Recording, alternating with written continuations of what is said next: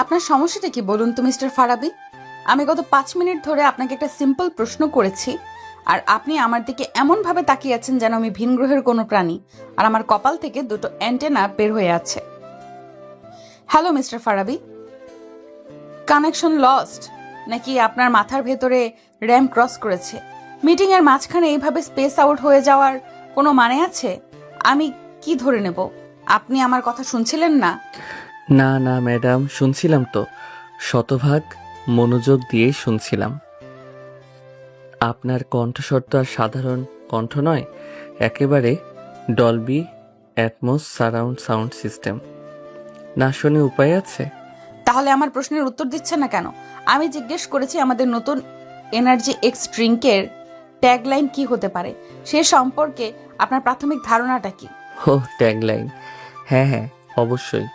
আমার মাথায় তো আইডিয়ার বন্যা বয়ে যাচ্ছে ম্যাডাম, কিন্তু সমস্যা হলো আপনার দিকে তাকালে আমার মাথার সব আইডিয়া কর্পূরের মতো উবে যায়। আপনার চেহারায় এমন একটা মায়া আছে। থুক্কু, মায়া না মায়া না, মায়াঙ্ক চৌধুরী। না না, ধুর কি বলছি, মানে আপনার চেহারায় এমন একটা গাম্ভীর্য আছে যে আমার ক্রিয়েটিভিটিও ভয়ে লুকিয়ে পড়ে আর কি। আপনি কি আমার সাথে ফাজলামি করছেন মিস্টার ফারাবি? সি সি ম্যাডাম, আপনার সাথে ফাইজলামি করার দুঃসাহস আমার আছে নাকি? আমি তো শুধু বোঝাতে চাইছিলাম আপনার পার্সোনালিটি এতটাই স্ট্রং যে আমার মতো সাধারণ কপিরাইটারের ক্রিয়েটিভ সেলগুলো ভয়ে স্ট্রাইক ডেকেছে। তারা বলছে আগে জীবন, পরে ট্যাগলাইন। আমার মনে হচ্ছে আপনার চাকরিটা এখন খুব বেশি ঝুঁকিতে আছে। জানি ম্যাডাম, আপনার মতো একজন বস থাকলে চাকরি তো সবসময় ঝুঁকিতে থাকবে।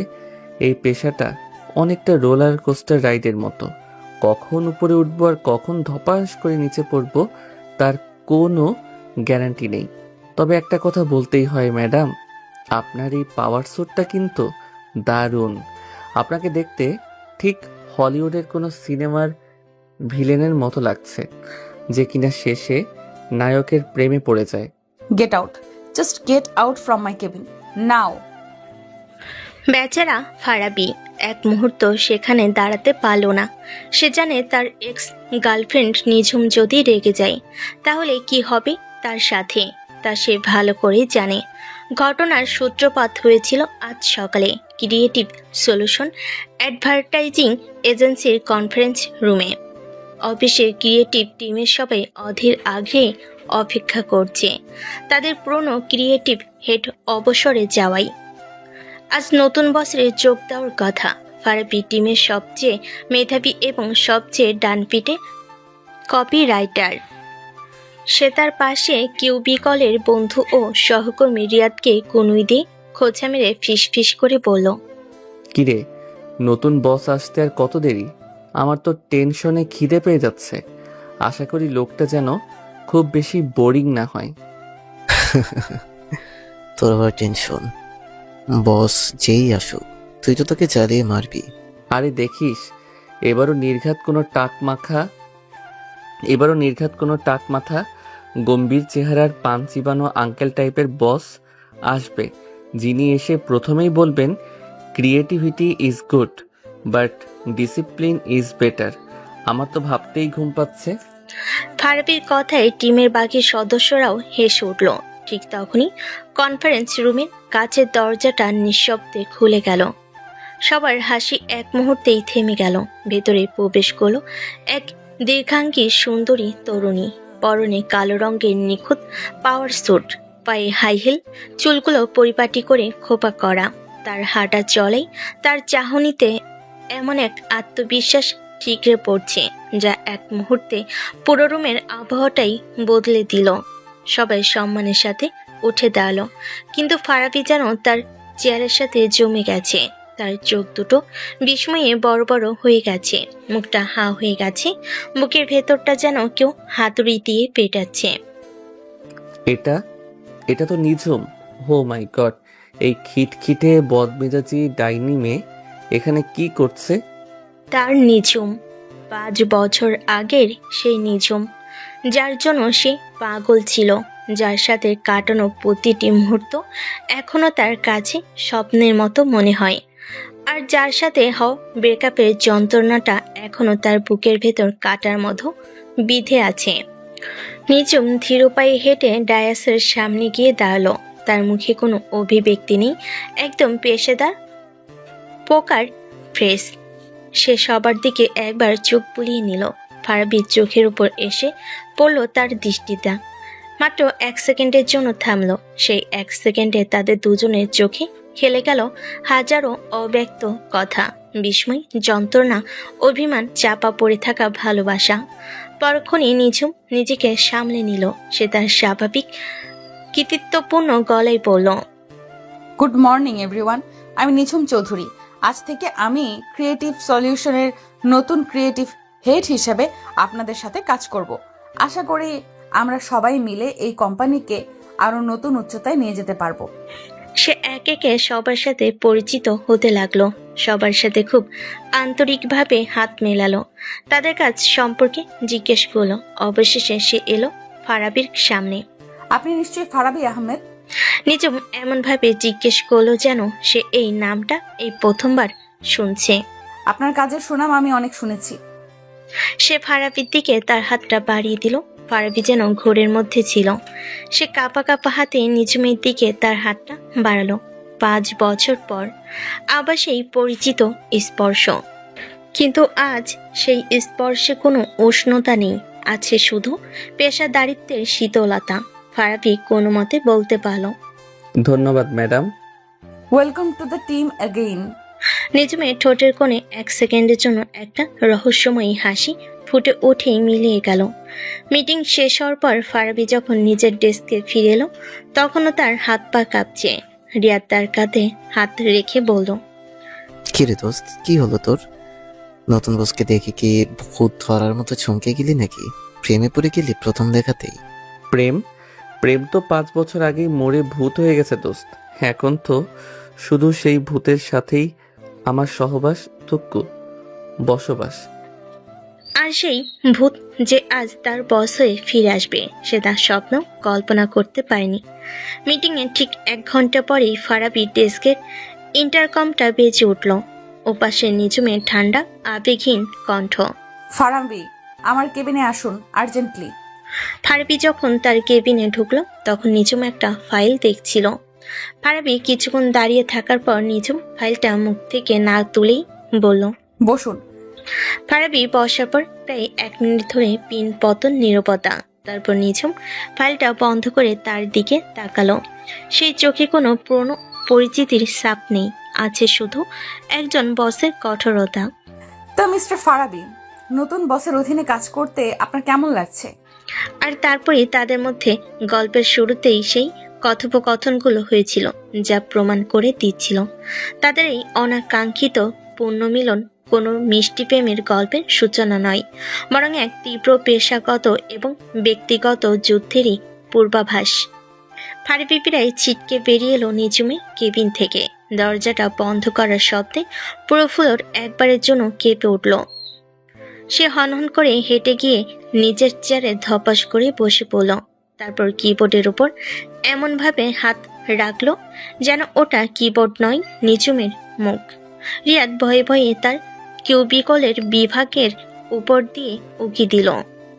কিরে দোস্ত, কি হলো? আছিস এখনো? নাকি তোর চাকরিটা 5 মিনিটের টর্নেডোতে খড়কুটোর মতো উড়ে গেল?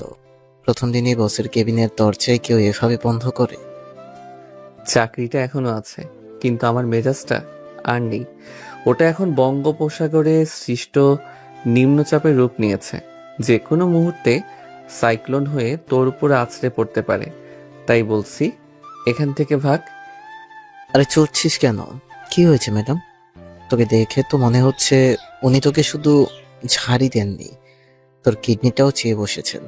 কিডনি চাইলে তো দিতাম রে দোস্ত, কিন্তু উনি চেয়েছেন আমার আত্মসম্মান, চেয়েছেন আমার অতীত, চেয়েছেন আমাকে আবার সেই 5 বছর আগের ফারাবি বানিয়ে দিতে, যে কিনা উনার কথায় উঠতো আর বসতো। মানে হলো, আমার জীবনের রোলার কোস্টার রাইডটা আনুষ্ঠানিকভাবে শুরু হয়ে গেছে। সিট বেল্ট বাধারও সুযোগ পেলাম না।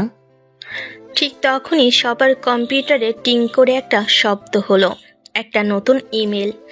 স্ক্রিনে প্রেরকের নামটা জলজল করছে, নিঝুম চৌধুরী, ক্রিয়েটিভ হেড রিয়াদ। ইমেলটা খুলেই চিৎকার করে উঠল। সর্বনাশ, এ তো দেখি হিটলারের আধুনিক সংস্করণ। নতুন বস্ত্র দেখি এসেই ফায়ার করা শুরু করে দিয়েছেন। ফারাবি বিরক্ত মুখে জিজ্ঞেস করলো, কি হয়েছে? আরে দেখ না, নতুন ক্লায়েন্ট এনার্জি এক্স ড্রিঙ্কসের জন্য ক্যাম্পেইন আইডিয়া চেয়েছে। ডেডলাইন আগামীকাল সকাল 10টা। মাত্র এক রাতের মধ্যে আইডিয়া জেনারেট করতে হবে। এটা কি অফিস নাকি মাস্টার শেফের কিচেন যে 1 ঘন্টার মধ্যে নতুন রেসিপি বানিয়ে দিতে হবে? কিন্তু ফারাবি ইমেলটা দেখে হাসলো। তার চোখে হতাশার বদলে প্রতিশোধের আগুন জ্বলে উঠল। ফায়ার করুক, আমিও দেখব কার আগুনে কে জ্বলে। সে হয়তো ভুলে গেছে ক্রিয়েটিভিটির এই মাঠে আমি সেরা খেলোয়াড়। সে আমার অতীত হতে পারে, কিন্তু সে আমার ভবিষ্যৎ নিয়ন্ত্রণ করতে পারবে না। আজ রাতে খেলা হবে রিয়াদ, এমন খেলা যা সে কোনো দিনও ভুলতে পারবে না। পরের দিন সকাল 10টা, কনফারেন্স রুমে থমথমে পরিবেশ। নিঝুম তার চেয়ারে বসে আছে, তার মুখ পাথরের মতো কঠিন। টিমের বাকি সদস্যরা ভয়ে ভয়ে এক একে তাদের দুর্বল গতানুগতিক আইডিয়াগুলো উপস্থাপন করছে আর নিঝুমের কাছ থেকে করা কথা শুনছে। এটাকে আইডিয়া বলে মিস্টার জামান। এই ট্যাগলাইন তো আমি ক্লাস 5-এর রচনাতেও ব্যবহার করব না। আর সাদিয়া, তোমার প্রেজেন্টেশনের চেয়ে আমার নানির বানানো আচারও বেশি আকর্ষণীয়। নেক্সট। অবশেষে এলো ফারাবির পালা। সে খুব আত্মবিশ্বাসের সাথে উঠে দাঁড়ালো। নিঝুম তার দিকে তাকিয়ে একটা বাঁকা হাসি দিয়ে বলল, তো মিস্টার ফারাবি, আপনার ক্রিয়েটিভ সেলগুলো কি গত রাতের মধ্যে ধর্মঘট ভেঙে কাজে ফিরেছে নাকি এখনো ভয়ের খাটের নিচে লুকিয়ে আছে? তার এই খোঁচাতে টিমের বাকি সদস্যরা মুখ চাউচাই করতে লাগলো, কিন্তু ফারাবি একটু দমল না। সে মৃদু হেসে তার প্রেজেন্টেশন শুরু করলো। আমার ক্রিয়েটিভ সেলগুলো কখনো ধর্মঘটে যায় না ম্যাডাম, তারা শুধু সঠিক অনুপ্রেরণার জন্য অপেক্ষা করে। আর কাল রাতে আপনার ইমেইলটা আমার জন্য টনিকের মতো কাজ করেছে। তাই নাকি? তাহলে দেখা যাক আপনার টনিক কতটা কাজ করছে। আমার ক্যাম্পেইনের নাম হলো switch on your inner beast. এরপরে 10 মিনিট ধরে ফারাবি যা বলল তা ছিল এক কথাই বিদ্যুৎ চমকের মতো। সে কোনো স্লাইড ব্যবহার করলো না, কোনো নোট দেখলো না। সে শুধু তার কথা আর আবেগ দিয়ে পুরো রুমের পরিবেশটাই বদলে দিল। ফারাবি প্রশ্ন ছুড়ে দিল, আমরা কাকে টার্গেট করছি? শুধু সেই ছেলে মেয়েদের যারা সারা দিন জিমে গিয়ে ঘাম ঝরায়? না, আমরা টার্গেট করছি সেই ছেলেটাকে যে সারা দিন বসের ঝাড়ি খেয়ে লোকাল বাসে ঝুলে বাসায় ফেরে, কিন্তু রাতের বেলা সে তার গিটারটা হাতে নিয়ে হয়ে ওঠে একজন রকস্টার। আমরা টার্গেট করছি সেই মেয়েটাকে যে সারাদিন ক্লাসের বোরিং লেকচার শোনে, কিন্তু মধ্যরাতে সে একজন কোডার, একজন হ্যাকার, যে কিনা পুরো সিস্টেমকে নাড়িয়ে দিতে পারে। এনার্জি এক্স শুধু একটা এনার্জি ড্রিঙ্কস নয় ম্যাডাম, এটা হলো তাদের ভেতরে সেই ঘুমন্ত পশুটাকে, তাদের ভেতরে সেই বীজটাকে জাগিয়ে তোলার একটা সুইচ। তার কথা বলার ভঙ্গিতে, তার চোখের আগুনে সবাই যেন সম্মোহিত হয়ে গিয়েছিল। ফারাবি এক মুহূর্তের জন্য থামল, পুরো রুমের উপর চোখ বুলিয়ে নিল। আর আমার ট্যাগলাইন এনার্জি এক্স, সাধারণের আড়ালে অসাধারণ তুমি। ফারাবির প্রেজেন্টেশন শেষ হওয়ার পর পুরো রুমে পিনপতন নীরবতা। টিমের সবাই মুগ্ধ, বিস্মিত। রিয়াদের চোখে মুখে গর্বের ছাপ। সে ফিস ফিস করে পাশের সহকর্মীকে বলল, একেই বলে পাখির বাচ্চা। সবাই বুঝতে পারছিল এর চেয়ে ভালো আইডিয়া আর হতে পারে না। ফারাবি বিজয়ের হাসি হেসে নিঝুমের দিকে তাকালো। তার চাহনিতে ছিল স্পষ্ট চ্যালেঞ্জ। এবার বলো, এবার আমার আইডিয়াকে ফেলে দাও দেখি। কিন্তু নিঝুমের মুখ ছিল আগের মতোই ভাবলেশীন। সে কিছুক্ষণ চুপ করে থেকে কলমটা দিয়ে টেবিলে হালকা টোকা দিতে দিতে বলল, কনসেপ্টটা ইন্টারেস্টিং। বীজ বা পশুর রূপকটা খুব শক্তিশালী। তোমার কথা বলার ভঙ্গিটাও বেশ নাটকীয়, মানতেই হবে। সে এক মুহূর্তের জন্য থামলো, যেন কিছু একটা ভাবছে। তারপর ফারাবি চোখের দিকে তাকিয়ে সরাসরি বলল, তবে আইডিয়াটা মন্দ নয় ফারাবি, কিন্তু আমার কেন জানি মনে হচ্ছে এটা খুব বেশি প্রেডিক্টেবল।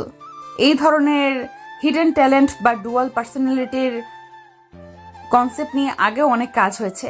সত্যি বলতে তোমার মতো একজন সিনিয়র কপিরাইটারের কাছ থেকে আমি আরো অনেক বেশি out of the box original কিছু আশা করেছিলাম। এই কথাটা যেন একটা ঠান্ডা জলের স্রোতের মতো এসে লাগলো ফারাবির গায়ে। সে নিঝুমের দিকে তাকিয়ে রইল, যে আইডিয়াটা শুনে পুরো টিম মুগ্ধ, যেটাকে সে তার ক্যারিয়ারের অন্যতম সেরা কাজ বলে মনে করছে, সেটাকে নিঝুম এত সহজে এত তাচ্ছিলের সাথে প্রিডিক্টেবল বলে উড়িয়ে দিল। ফারাবি তার রাগটা সর্বোচ্চ চেষ্টা করে চেপে রেখে শান্ত গলায় জিজ্ঞেস করলো, আপনার ঠিক কোন জায়গাটা প্রেডিক্টেবল মনে হচ্ছে ম্যাডাম? আপনি যদি নির্দিষ্ট করে বলতেন তাহলে হয়তো আমি আমার ভুলটা বুঝতে পারতাম এবং সেটাকে উন্নত করার চেষ্টা করতে পারতাম। দেখো ফারাবি, আমি তোমার ভার্সিটির টিচার নই যে তোমাকে ধরে ধরে ভুল ধরিয়ে দেব, তোমার অ্যাসাইনমেন্টে লাল কালি দিয়ে দাগ দিয়ে দিব। আমি তোমার বস, আমার কাজ হলো তোমাকে গাইড করা, তোমাকে চ্যালেঞ্জ করা। আমি তোমাকে একটা ফিডব্যাক দিয়েছি, এখন সেটার উপরে কাজ করে আইডিয়াটাকে আরো উন্নত করার দায়িত্ব তোমার। তুমি আরেকটু ভাবো, তোমার মাথায় অনেক বুদ্ধি, তাই না? হয়তো এর চেয়েও ভালো কিছু তোমার মাথা থেকে বের হবে, নাকি আমি ভুল ভাবছি? শেষের প্রশ্নটা ছিল একেবারে সরাসরি তার অহংকারে আঘাত। নিঝুম আবার বলল, আর হ্যাঁ, আমি চাই আজ বিকেল 5টার মধ্যে তুমি 3টা নতুন এবং out of the box idea নিয়ে আমার কেবিনে আসবে। আশা করি এবার তুমি আমাকে হতাশ করবে না। নেক্সট। এই বলে সে অন্যজনকে তার আইডিয়া উপস্থাপন করার জন্য ডাকলো। ফারাবি স্তব্ধ হয়ে তার জায়গায় বসে পড়ল। তার আত্মসম্মানে, তার অহংকারে, তার পেশাদারিত্বে এর চেয়ে বড় আঘাত আর কিছুই হতে পারে না, সে বুঝতে পারছিল। এটা কোনো প্রফেশনাল ফিডব্যাক নয়, এটা নিছকই ব্যক্তিগত রাগ, ব্যক্তিগত ক্ষমতার প্রদর্শন। নিঝুম আমাকে সবার সামনে ছোট করতে চাইছে, প্রমাণ করতে চাইছে যে আমি এখন চালকের আসনে বসে আছি। মিস নিঝুম, আমিও দেখে নেব তোমাকে। Just wait and watch. Farabi কোনো কথা না বলে নিঝুমের দিকে আর একবারও না তাকিয়ে চুপচাপ মিটিং রুম থেকে বেরিয়ে গেল। তার মনে তখন শুধু একটাই ঝড়, ভালোবাসা আর ঘৃণার এক প্রচন্ড ঝড়। সে ঠিক করলো, এই যুদ্ধের শেষ আমি দেখেই ছাড়ব। নিঝুম যদি বস হয়ে আমাকে হারাতে চায়, তাহলে আমিও একজন কর্মচারী হয়েই এই খেলাটা খেলবো। খেলাটা এখন আর শুধু একটা ক্যাম্পেইনের নয়, খেলাটা এখন দুটো ভাঙা হৃদয়ের, দুটো তীব্র অহংকারী মনের। বিকেল 4টে। ফারাবির মাথার ভেতর যেন একটা কুরুক্ষেত্র চলছে। 3টা নতুন আইডিয়া, তাও মাত্র কয়েক ঘন্টার মধ্যে। নিঝুমের দেয়া এই অসম্ভব ডেডলাইনটা পূরণ করার জন্য সে মরিয়া হয়ে চেষ্টা করছে, কিন্তু রাগে, অপমানে আর হতাশায় তার মাথাটা পুরোপুরি ব্লক হয়ে গেছে। একটা শব্দ তার মাথা থেকে বের হচ্ছে না। ধুর ছাই, এভাবে চলতে থাকলে তো আমার মাথা থেকে এনার্জি এক্স বেরিয়ে যাবে। সে চেয়ার ছেড়ে উঠে দাঁড়ালো। এই মুহূর্তে আমার এক কাপ কড়া কফি দরকার, শরীরকে জাগানোর জন্য নয়, বরং মেজাজটাকে ঠান্ডা করার জন্য। অফিসের প্যান্ট্রিটা তখন প্রায় ফাঁকা। ফারাবি কফি মেশিনের সামনে দাঁড়িয়ে সবে মগটা সেট করেছে। ঠিক তখনই তার পেছনে এসে দাঁড়ালো নিঝুম, তার হাতেও একটা খালি মগ। ফারাবি তাকে দেখেই এমন একটা ভঙ্গি করলো যেন সে ভূত দেখেছে। আপনি এখানে ম্যাডাম? আমি তো ভেবেছিলাম আপনার মতো হাই লেভেলের বসরা কফি খান না, আপনারা সরাসরি টেনশনটাই পান করেন। নিঝুম তারই খোঁচাতে পাত্তা না দিয়ে স্বাভাবিক গলায় বলল, মেশিনটা ফ্রি হতে আরো কতক্ষণ লাগবে? আমার একটা জরুরি মিটিং আছে। ফারাবি মেশিনের বাটন চাপতে চাপতে বলল, এই তো ম্যাডাম, মাত্র 2 মিনিট। তবে আপনার যদি খুব তাড়া থাকে তাহলে আপনি বরং আমার কফিটাই নিতে পারেন। জুনিয়রের কফি বস খাবে, এটা তো আর নতুন কিছু নয়। আপনারা তো আমাদের আইডিয়া, শ্রম, ঘুম সবই খান। এক কাপ কফি তো আর তুলনায় কিছুই না। অপ্রয়োজনীয় কথা বলার অভ্যাসটা তোমার এখনো যায়নি, তাই না ফারাবি? নিজুম তার পাশে দাঁড়িয়ে বলল। তার কণ্ঠস্বর ঠান্ডা, কিন্তু ফারাবির খুব কাছে দাঁড়ানোর কারণে তার পারফিউমের হালকা পরিচিত গন্ধটা ফারাবির নাকে এসে লাগলো। সেই পুরনো গন্ধটা, যা একসময় তার খুব প্রিয় ছিল। ফারাবি কফির মগটা হাতে নিয়ে তার দিকে ঘুরল। এক কাপ কফি তো তার তুলনায় কিছুই না। কিছু অভ্যাস বদলানো যায় না ম্যাডাম। যেমন ধরুন আপনার এই হুটহাট করে মানুষের ব্যক্তিগত স্পেসে ঢুকে পড়ার অভ্যাসটা এখনো আগের মতোই আছে। আমি তোমার ব্যক্তিগত স্পেসে ঢুকিনি, আমি শুধু আমার কফির জন্য অপেক্ষা করছি। ও তাই নাকি? ফারাবি তার দিকে তাকিয়ে আপদমস্তক একবার দেখল। বাহ নিঝুম ম্যাডাম, আপনার তো দেখছি অনেক উন্নতি হয়েছে। এক সময় তো আপনি সাধারণ কফি বানাতে গিয়েও পুরো রান্নাঘর জ্বালিয়ে ফেলার অবস্থা করতেন, মনে আছে? একবার আমার জন্মদিনে আপনি কেক বানানোর চেষ্টা করেছিলেন। নিজুমের মুখটা মুহূর্তেই কঠিন হয়ে গেল। অতীতের কথা টেনে আনার কোনো মানে হয় না। কেন হবে না? অতীত থেকেই তো মানুষ শেখে।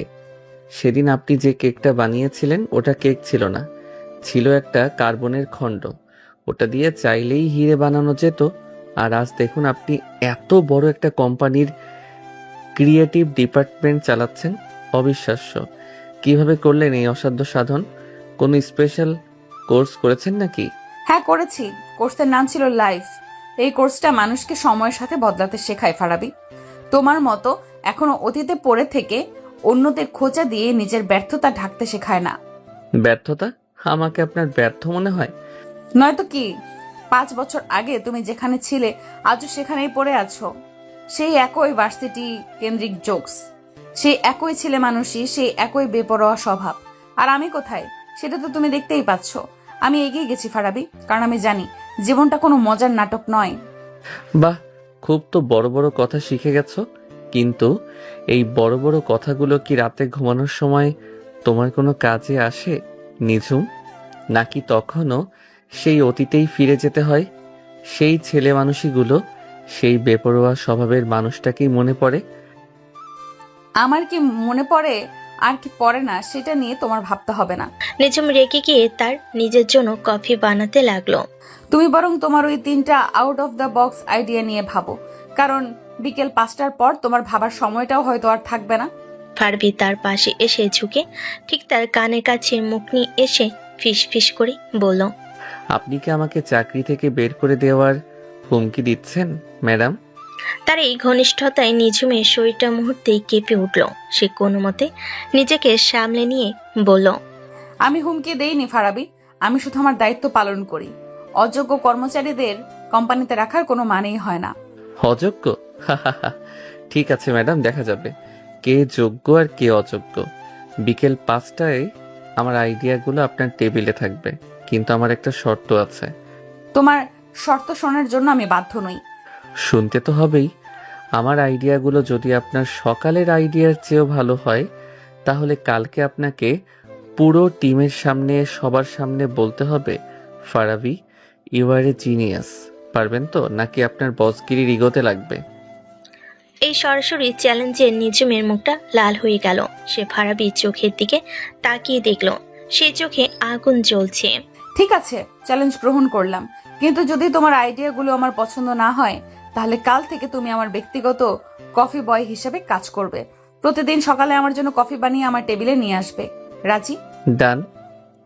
এই বলে ফারাবি তার কফির মগে একটা চুমুক দিল। উফ, কফিটা বড্ড তেতো, ঠিক আপনার মতো।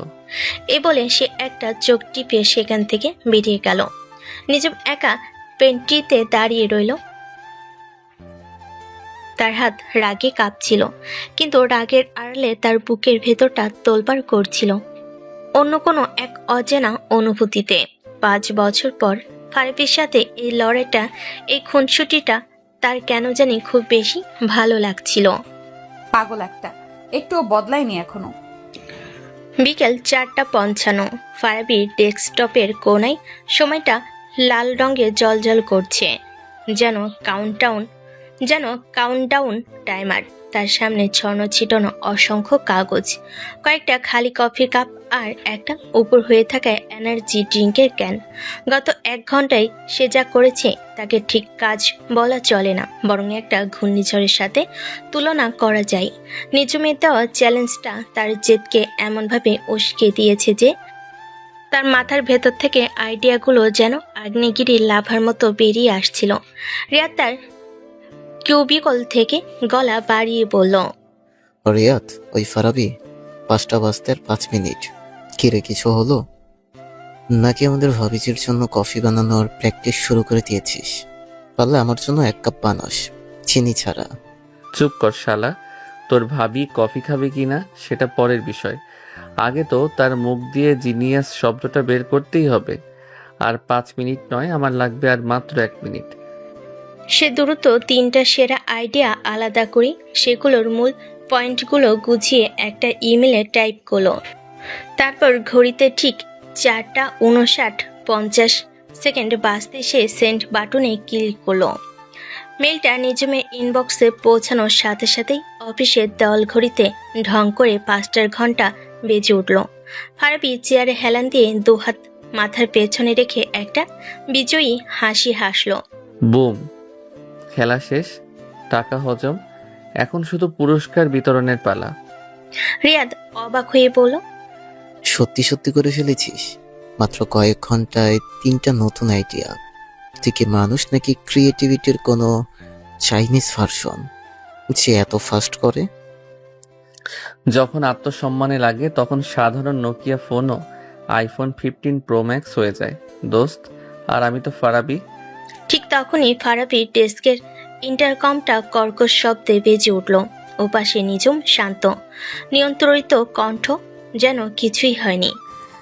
ফারাবি, তোমার মেলটা আমি পেয়েছি। আইডিয়াগুলো নিয়ে আলোচনার জন্য এখনই আমার কেবিনে এসো।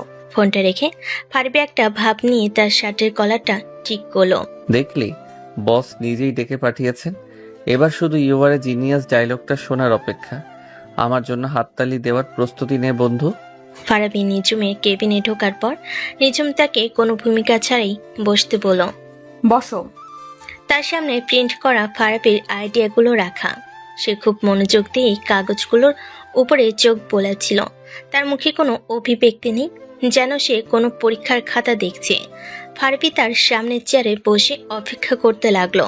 তার হার্টবিটটা একটু একটু করে বাড়ছিল। সে যতই বাইরে থেকে আত্মবিশ্বাসী ভাব দেখাক না কেন, ভেতর ভেতরে সে জানতো নিজমের কাছ থেকে প্রশংসা আদায় করা মাউন্ট এভারেস্টের চড়ার চেয়েও কঠিন। প্রায় 5 মিনিট পাথরের মতো বসে থাকার পর নিজম মুখ তুলল। তার মুখটা এখনো পড়া যাচ্ছে না।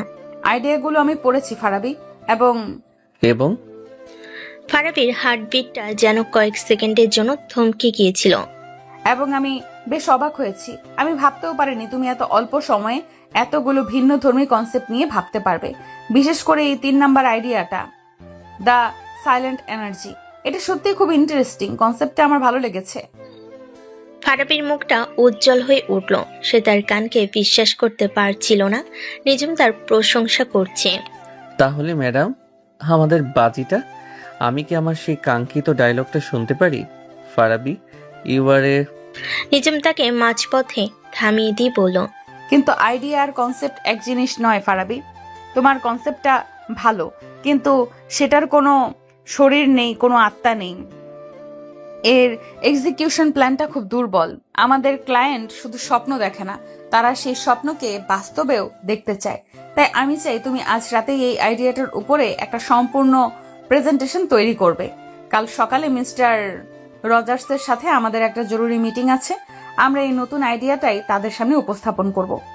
কি বললেন? আজ রাতেই? ম্যাডাম, এখন বাজে 5:30। আপনি কি আমার সাথে মজা করছেন? একটা সম্পূর্ণ প্রেজেন্টেশন রিসার্চ আর মার্কেট অ্যানালাইসিস সহ তৈরি করতে অন্তত 8 থেকে 10 ঘন্টা সময় লাগবে। এটা কোনোভাবেই সম্ভব না। কেন সম্ভব না? নিজমের ঠোঁটের কোণে সেই পরিচিত বাঁকা হাসিটা আবার ফিরে এলো। আমার টিমের সেরা কর্মচারীর কাছে তো সময়ের কোনো অজুহাত থাকতে পারে না, তাই না ফারাবি? তুমি না কিছুক্ষণ আগেই বলেছিলে আত্মসম্মানে আঘাত লাগলে সাধারণ মানুষ হালকা হয়ে যায়।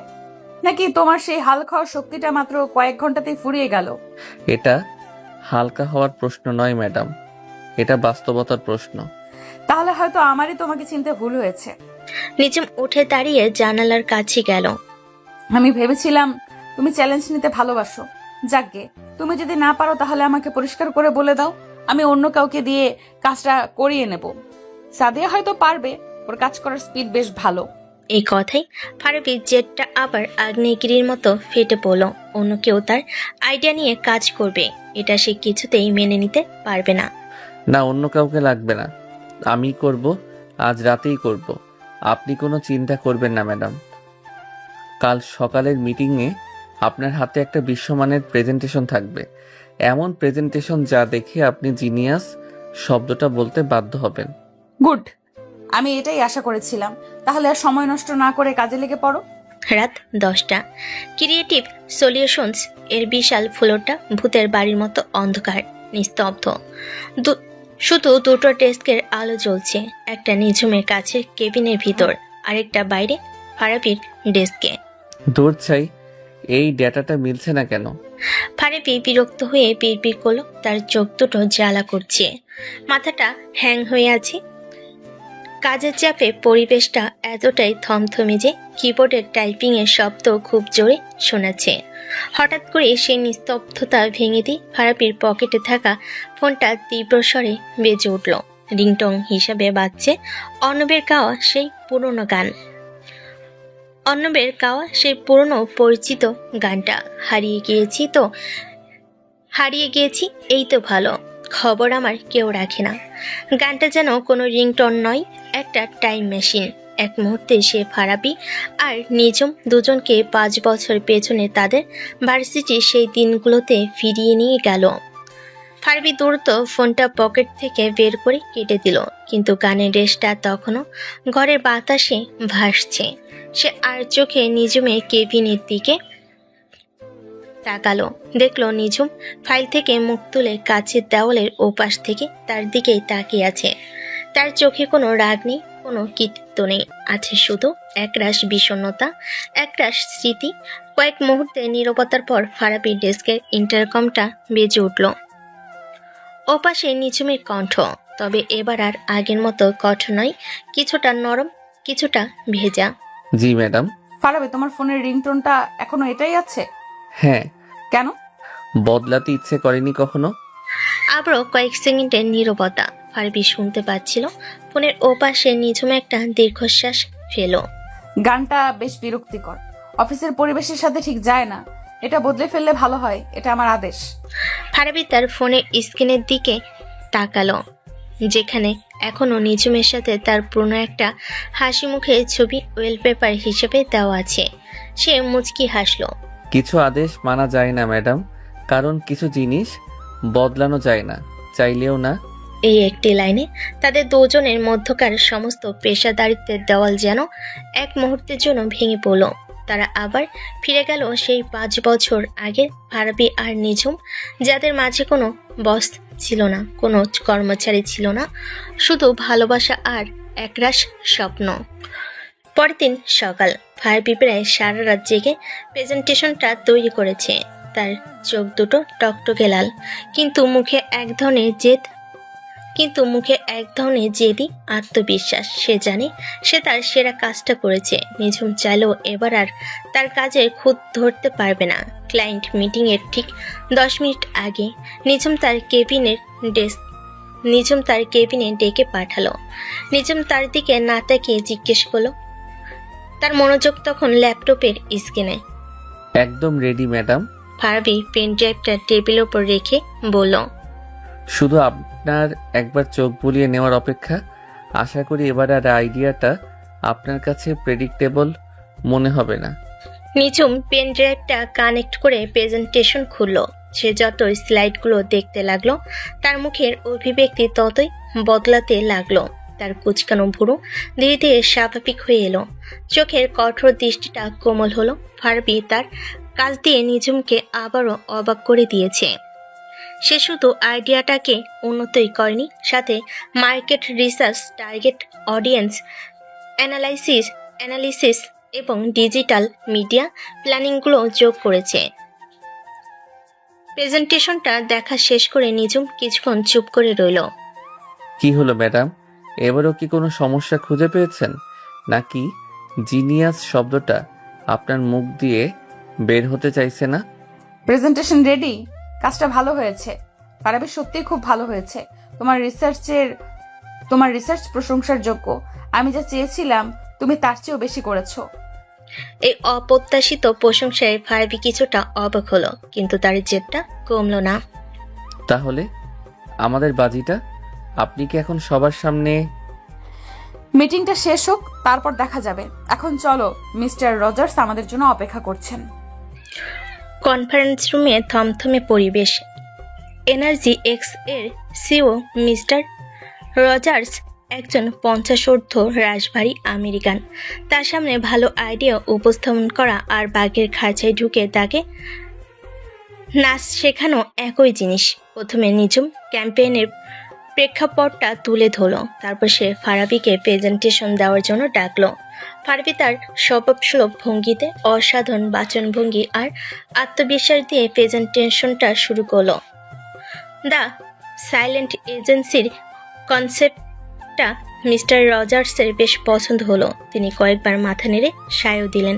ফারাবি যখন ভাবছে সে প্রায় জিতে গেছে, ঠিক তখনই মিস্টার রজার্স মিটিং থামিয়ে দিয়ে বলেন, হোল্ড ওয়ান ইয়াং ম্যান, আইডিয়াটা আমার ভালো লেগেছে।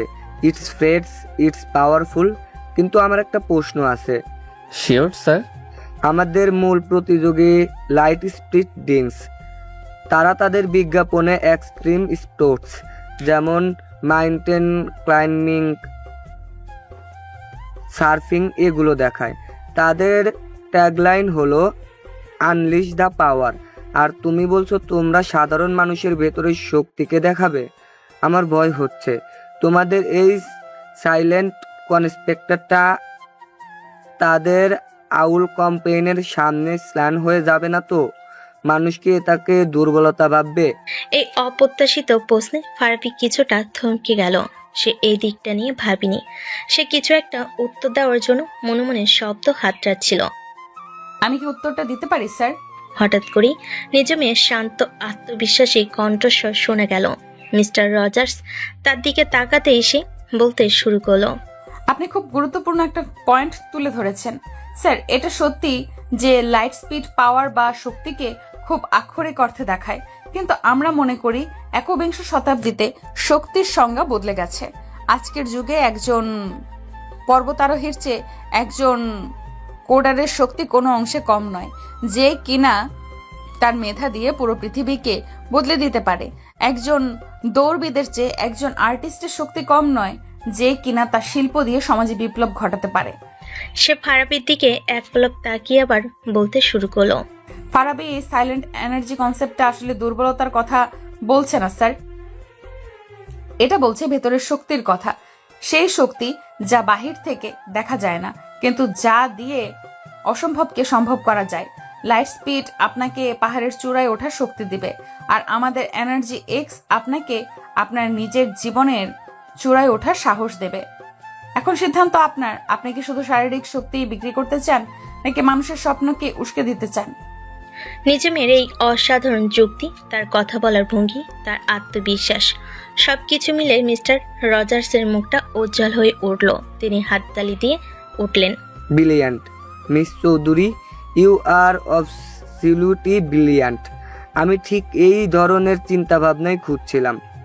ফারাবির আইডিয়া আর আপনার দর্শন, এই দুটো মিলে একটা অগ্রতিরোধ্য ক্যাম্পেইন তৈরি হবে।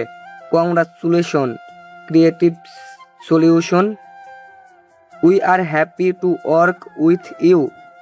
মিটিং শেষ হলো। ক্লায়েন্ট খুশি মনে বেরিয়ে গেল। পুরো টিম আনন্দে ফেটে পড়ল। সবাই নিজুম আর ফারাবিকে অভিনন্দন জানাতে লাগলো। সবাই চলে যাওয়ার পর কনফারেন্স রুমে শুধু রয়ে গেল ফারাবি আর নিজুম। ফারাবি কোনো কথা না বলে চুপচাপ দাঁড়িয়েছিল।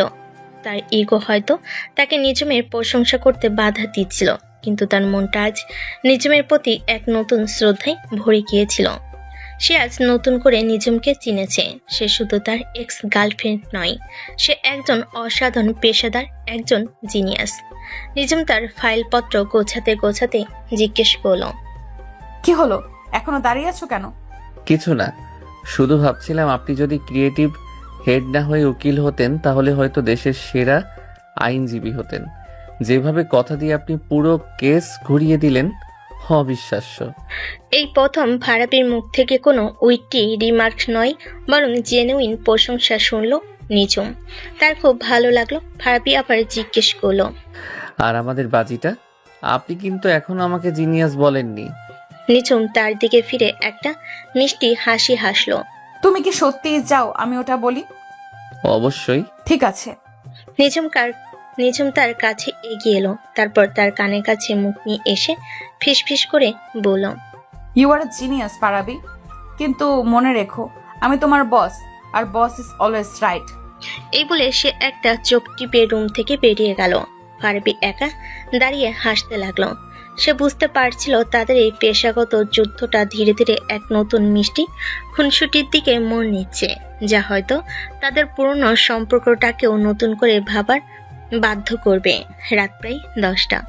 ফারাবি অফিস থেকে এসে তার বাসায় ড্রয়িং রুমের সোফায় আদর্শা হয়ে টিভি দেখছে। টিভিতে একটা বোরিং টক শো চলছে, কিন্তু সেই দিকে তার কোনো মনোযোগ নেই। তার হাতে থাকা ফোনে সে হোয়াটসঅ্যাপে তার কলেজ জীবনের বন্ধুদের গ্রুপে তুমুল আড্ডায় মগ্ন। সে টাইপ করলো, দোস্ত, আজকের দিনটা যা গেল না। প্রথমে ভাবলাম ক্লায়েন্টকে পটিয়ে ফেলেছি, কিন্তু আমার বস ওই হিটলার শেষ মুহূর্তে এমন একটা ডায়লগ দিল যে ক্লায়েন্ট আমার চেয়ে ওরই ফ্যান হয়ে গেল। মেয়েটা কি মানুষ নাকি গুগল অ্যাসিস্ট্যান্ট বুঝি না, সব প্রশ্নের উত্তর ওর মাথায় রেডি থাকে। সে তার বন্ধু আকাশের সাথে কথা বলছিল, কিন্তু একই সময়ে তার মা মিসেস নার্সিরিন তার জন্য রাতের খাবার গরম করতে করতে রান্নাঘর থেকে ডাকলেন, ফারাবি, এই ফারাবি, বলি রাতের খাবারটা কি আজ খাবি নাকি কালকে সকালবেলা একেবারে খাবি? আসছি মা। মায়ের ডাকে মনোযোগ সরে যাওয়ায় সে তার বন্ধুদের মেসেজের রিপ্লাইটা টাইপ করলো। কন্ট্যাক্ট লিস্টে আকাশের নামটা দেখেই দ্রুত সেন্ড করে দিল। মেসেজটা ছিল, দোস্ত, আমার বসটা একটা আস্ত হিটলার সারাদিন শুধু আমাকেই বিরক্ত করার সুযোগ খোঁজে। মনে হয় পুরনো প্রতিশোধ নিচ্ছে। আমার তো মাঝে মাঝে ইচ্ছে করে ওর কফির মধ্যে তেলাপোকাটা ছেড়ে দেই। মেসেজটা সেন্ড হওয়ার 1 সেকেন্ডের মধ্যে ফারাবির বুকের ভেতরটা ধর্ষ করে উঠল। সে আকাশের বদলে মেসেজটা পাঠিয়ে দিয়েছে নিঝুম চৌধুরী বসের নম্বরে। ও শিট শিট শিট। সে দ্রুত মেসেজটার উপর ট্যাপ করে ডিলিট ফর এভরিওয়ান অপশনটা খুঁজছিল, কিন্তু উত্তেজনায় হাত কাঁপছিল তার। ডিলিট করার আগেই সে দেখল মেসেজটার নিচে দুটো নীল টিক চিহ্ন জ্বলে উঠেছে। তার মানে নিঝুম মেসেজটা দেখে ফেলেছে। গেছে রে আমার চাকরি, আমার সম্মান, আমার ইজ্জত, সব শেষ। ফারাবি কপালে হাত দিয়ে বসে পড়ল। সে সাথে সাথে মেসেজটা ডিলিট করে দিল, কিন্তু সে জানে যা ক্ষতি হওয়ার তা হয়ে গিয়েছে। মিসেস নার্সিন খাবার হাতে নিয়ে এসে জিজ্ঞেস করলেন, কিরে, কি হয়েছে? তোর মুখটা এমন ফ্যাকাশে লাগছে কেন? ভূতে ধরেছে নাকি? ভূত না মা, সাক্ষাৎ ডাইনি ধরেছে। এমন একটা ভুল করে ফেলেছি যার জন্য হয়তো কাল থেকে আমাকে আর অফিসে যেতে হবে না।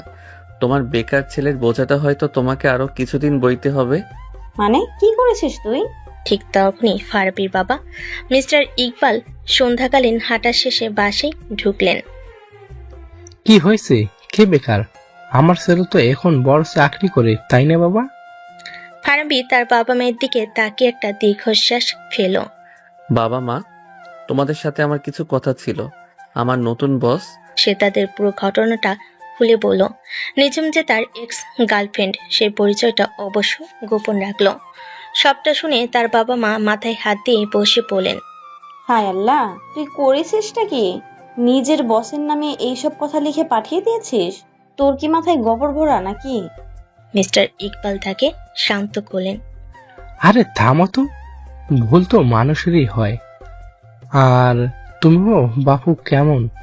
অফিসের বসকে নিয়ে এসব লেখার কি দরকার ছিল? আরে বাবা, আমি তো মজা করে বন্ধুকে লিখছিলাম। এখন আমি কি করব? কালকে অফিসে যাই কি করে? উনি তো আমাকে কাঁচাই চিবিয়ে খাবেন। কিছুই হবে না, কাল অফিসে যাবি, গিয়ে সরাসরি ম্যাডামের কাছে ক্ষমা চেয়ে নিবি, বলবি ভুল হয়ে গেছে। বড় বড় কোম্পানিতে এসব ছোটখাটো ভুল হয়। তুমি শাহরুখ খানের ডায়লগ কপি করলে কেন? আরে না, কপি কি করলাম, একটু ঘুরিয়ে বললাম আর কি। অবশ্য আমি শাহরুখ খানের বিরাট বড় ভক্ত। রাখো তোমার ভক্তগিরি। তোমার কি মনে হয় মা? আমার মনে হয় তোর বাবা ঠিকই বলেছেন, তবে সরাসরি ক্ষমা চাইতে যাস না। তাহলে কালকে অফিসে গিয়ে এমন ভান করবি যেন কিছুই হয়নি। যদি উনি নিজে থেকে কিছু বলেন, তাহলে এমন একটা ভাব নিবি যেন তুই আকাশ থেকে পড়েছিস। বলবি, কি বলছেন ম্যাডাম, আমার ফোন তো হ্যাক হয়ে গিয়েছিল। আমার নামে কে যে এসব আজে বাজে কথা লিখে পাঠিয়েছে, আমি তো নিজেই পুলিশে অভিযোগ করার কথা ভাবছি, বুঝলি? মায়ের এই অভিনব আইডিয়াটা শুনে ফারাবি আর তার বাবা দুজনেই হো হো করে হেসে ফেল। ফারাবি তার মাকে জড়িয়ে ধরে বলল, ওয়াও মা, তুমি তো জিনিয়াস। তোমার এই বুদ্ধিটা কাজে লাগালে হয়তো চাকরিটা বেঁচেও যেতে পারে। তুমি তো আমার চেয়েও বড় ড্রামাবাজ দেখছি। You are so cute. পারিবারিক এই হালকা আড্ডায় ফারাবির মনটা কিছুটা হালকা হলো, কিন্তু সে জানতো কালকের সকালটা তার জন্য খুব একটা সহজ হবে না। পরদিন অফিসে ঢোকার পর থেকেই ফারাবির বুকের ভেতরটা ধুকপুক করছিল। সে যত সম্ভব নিঝুমকে এড়িয়ে চলার চেষ্টা করছিল, কিন্তু ভাগ্য তার সহায়ই ছিল না। লাঞ্চের ঠিক আগে তার ডেস্কের ইন্টারকমটা বেজে উঠল। তার পাশে নিঝুমের বরফ শীতল কণ্ঠ। ফারাবি, আমার কেবিনে এসো, তোমার সাথে আমার কিছু ব্যক্তিগত কথা আছে। ফারাবি একটা ঢোক গিলে কেবিনের দিকে এগিয়ে গেল। সদর দরজায় নক করতেই ভেতর থেকে গম্ভীর কণ্ঠ ভেসে এলো, ভেতরে এসো। ফারাবি ভেতরে ঢুকে দেখলো নিঝুম তার দিকেই তাকিয়ে আছে। তার চোখে কোনো রাগ নেই, আছে শুধু একরাশ প্রশ্ন আর কৃতিত্ব। বসো।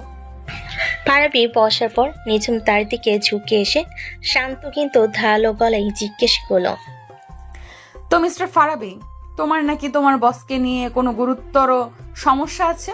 তুমি নাকি তার কফিতে তেলাপোকা মেশানোর কথাও ভাবছো? ফারাবি তার মায়ের শেখানো প্ল্যান অনুযায়ী একেবারে মাসুম একটা মুখ তৈরি করলো। তার চোখে মুখের রাজ্যে বিস্ময়। কি কি বলছেন এসব ম্যাডাম? আমি আপনার নামে তেলাপোকা? আমার বস তো পৃথিবীর সেরা বস। আপনার মতো সাপোর্টিভ, আপনার মতো ইন্টেলিজেন্ট বস পাওয়া তো ভাগ্যের ব্যাপার। আমি কেন আপনার নামে এসব বলতে যাব? নিশ্চয়ই কোনো ভুল হচ্ছে। ভুল হচ্ছে? তাহলে গতকাল রাত 10:15 তোমার নাম্বার থেকে আমার হোয়াটসঅ্যাপে যে মেসেজটা এসেছিল, ওটা কি মঙ্গল গ্রহ থেকে কোনো এলিয়েন পাঠিয়েছিল? গতকাল রাত 10:15? ম্যাডাম, গতকাল রাতে তো আমার ফোনটা আমার কাছে ছিল না। আমার ছোট ভাই গেম খেলতে গিয়ে ফোনটা নিয়ে এমনভাবে পাসওয়ার্ড চেঞ্জ করে দিয়েছে যে আমি নিজেই ফোনটা খুলতে পারছিলাম না। আজ সকালে দোকানে গিয়ে ঠিক করিয়ে আনলাম। হায় আল্লাহ, তার মানে আমার ভাইটাই কি এই কাজটা করলো? ও তো একটা আস্ত শয়তান। দাঁড়ান, আমি আজকেই বাড়ি গিয়ে ওর পিঠের চামড়া তুলে নেব। নিঝুম তার দিকে তাকিয়ে একটা বাঁকা হাসি হাসলো। ফারাবির এই নিখুঁত অভিনয় দেখে নিঝুম কয়েক মুহূর্তের জন্য সত্যি বিভ্রান্ত হয়ে গেল, কিন্তু পরক্ষণেই সে নিজেকে সামলে নিল। সে জানে ফারাবি কতটা পাকা অভিনেতা। তাই নাকি? তোমার ভাইয়ের ওপর আমার মায়া হচ্ছে। বেচারা না জেনে এত বড় একটা দোষের ভাগীদার হয়ে গেল। সে তার ডেস্কের ড্রয়ার থেকে একটা প্রিন্ট আউট বের করে ফারাবির সামনে রাখলো। তোমার ভাই হয়তো মেসেজটা ডিলিট করে দিয়েছে, কিন্তু সে হয়তো জানে না ডিলিট করার আগেও স্ক্রিনশট নিয়ে রাখা যায়। স্ক্রিনশটের কাগজটা দেখে ফারাবির মুখের হাসি উধাও হয়ে গেল।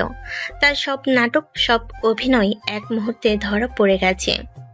এখন কি বলবে ফারাবি? এখনো কি তোমার ফোন হ্যাক হয়েছিল, নাকি তোমার ছোট ভাই দোষী? ফারাবি চুপ করে রইল, তার আর কিছুই বলা নেই। দেখো ফারাবি, তুমি আমাকে ব্যক্তিগতভাবে যা খুশি তাই বলতে পারো, কিন্তু অফিসের প্ল্যাটফর্মে এই ধরনের ছেলে মানুষ আমি সহ্য করব না। আশা করি ভবিষ্যতে তুমি আরো বেশি সতর্ক থাকবে। জি ম্যাডাম। ফারাবি যখন উঠে দাঁড়ালো তখন নিঝুম তাকে আবার ডাকলো। ঠিক আছে, তুমি এখন যেতে পারো। ও, আরেকটা কথা, জি ম্যাডাম। আমার কফিতে যদি কখনো সত্যি সত্যি তেলাপোকা পাই, তাহলে কিন্তু ওটা তোমাকেই খাওয়াবো, মনে থাকবে তো? নিঝুমের ঠোঁটের কোণে দুষ্টু হাসি। এই কথায় ফারাবি আর হাসি চেপে রাখতে পারল না, সেও হেসে ফেল। মনে থাকবে ম্যাডাম। কেবিন থেকে বেরিয়ে আসার সময় ফারাবির আর কোনো রাগ বা অপমান বোধ হচ্ছিল না, বরং তার খুব মজা লাগছিল। সে বুঝতে পারছিল নিজম তাকে শাস্তি দেয়নি, বরং তাদের পুরোনো দিনের খুনসুটির মতোই একটা খেলা খেলেছে। আর এই খেলাটা খেলতে তারও খুব ভালো লাগছে। এভাবে কেটে গেছে আরো প্রায় 1 মাস। ফারাবি আর নিজমের মধ্যকার এই ঠান্ডা লড়াইটা এখন অফিসে সবে কম বেশি জেনে গেছে।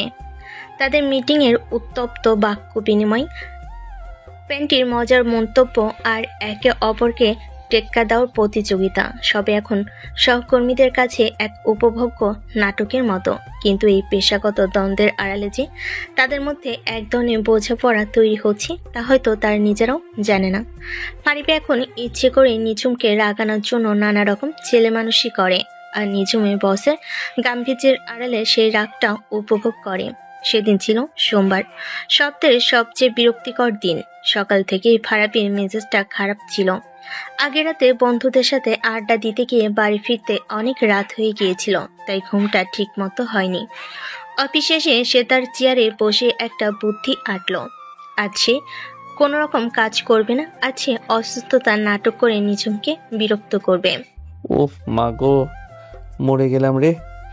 ফারাবির আশঙ্কিক আর্তনাদে পাশে কিউবিকলের রিয়াদ চমকে তাকালো। সে দেখলো ফারাবি দুহাত মাথায় চেপে ধরে ডেস্কে প্রায় শুয়ে পড়েছে। কিরে ফারাবি, কি হয়েছে তোর? হঠাৎ করে কি হলো? শরীর খারাপ লাগছে? খুব খারাপ লাগছে দোস্ত, মাথাটা যেন ফেটে যাচ্ছে। মনে হচ্ছে মাথার ভেতরে কেউ হাতুড়ি দিয়ে পেটাচ্ছে। সারা শরীরে কাঁপুনি দিয়ে জ্বর আসছে। আমার মনে হয় আমি আর বাঁচবো না রে। আই চুপ কর, কি সব আজে বাজে কথা বলছিস? দাঁড়া, আমি সাদিয়া আপুকে ডাকছি। কিছুক্ষণের মধ্যেই ফারাবির ডেস্কের চারপাশে ছোটখাটো একটা জটলা তৈরি হয়ে গেল। সাদিয়া এসে জিজ্ঞেস করলো, জানি না আপু, হঠাৎ করে বলছে মাথা ঘুরছে, জ্বর আসছে। ফারাবি তার অভিনয়ের মাত্রা আরো বাড়িয়ে দিল। আমার মনে হয় আমার ডেঙ্গু হয়েছে কিংবা ম্যালেরিয়া, অথবা দুটোই একসাথে। আমার শেষ ইচ্ছে আমার ডেস্কের ড্রয়ারে রাখা চিপসের প্যাকেটটা তোরা সবাই ভাগ করে খাস। টিমের সবাই যখন তাকে নিয়ে প্রচন্ড চিন্তিত, তখন ফারাবি এক চোখ সামান্য খুলে কাছের দেওয়ালের ওপাশে নিঝুমের কেবিনের দিকে তাকালো। নিঝুম তার নিজের কাজে এতটাই মগ্ন যেন বাইরে পৃথিবীতে পারমাণবিক বোমা ফাটলো সে তার কিছু যায় আসে না। ফারাবি মনে মনে বলল, কি পাষাণ রে বাবা। সাদিয়া শেষ পর্যন্ত নিঝুমের কেবিনে গেল। নিঝুম ফাইল থেকে মুখ না তুলেই ইন্টারকমে ফারাবির এক্সটেনশনে কল করলো।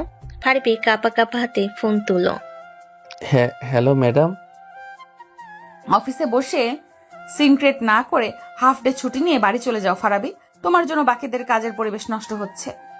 টিং করে ফোনটা কেটে দিল নিঝুম। ফারাবি রাগে প্রায় জ্বলে উঠল। পরিবেশ নষ্ট করছি আমি? ঠিক আছে ম্যাডাম, আমিও আজ বাড়ি যাব না, এখানেই মরে পড়ে থাকবো, তবু আপনার জয় হতে দেব না। বিকেল 5টা, অফিস ছুটি।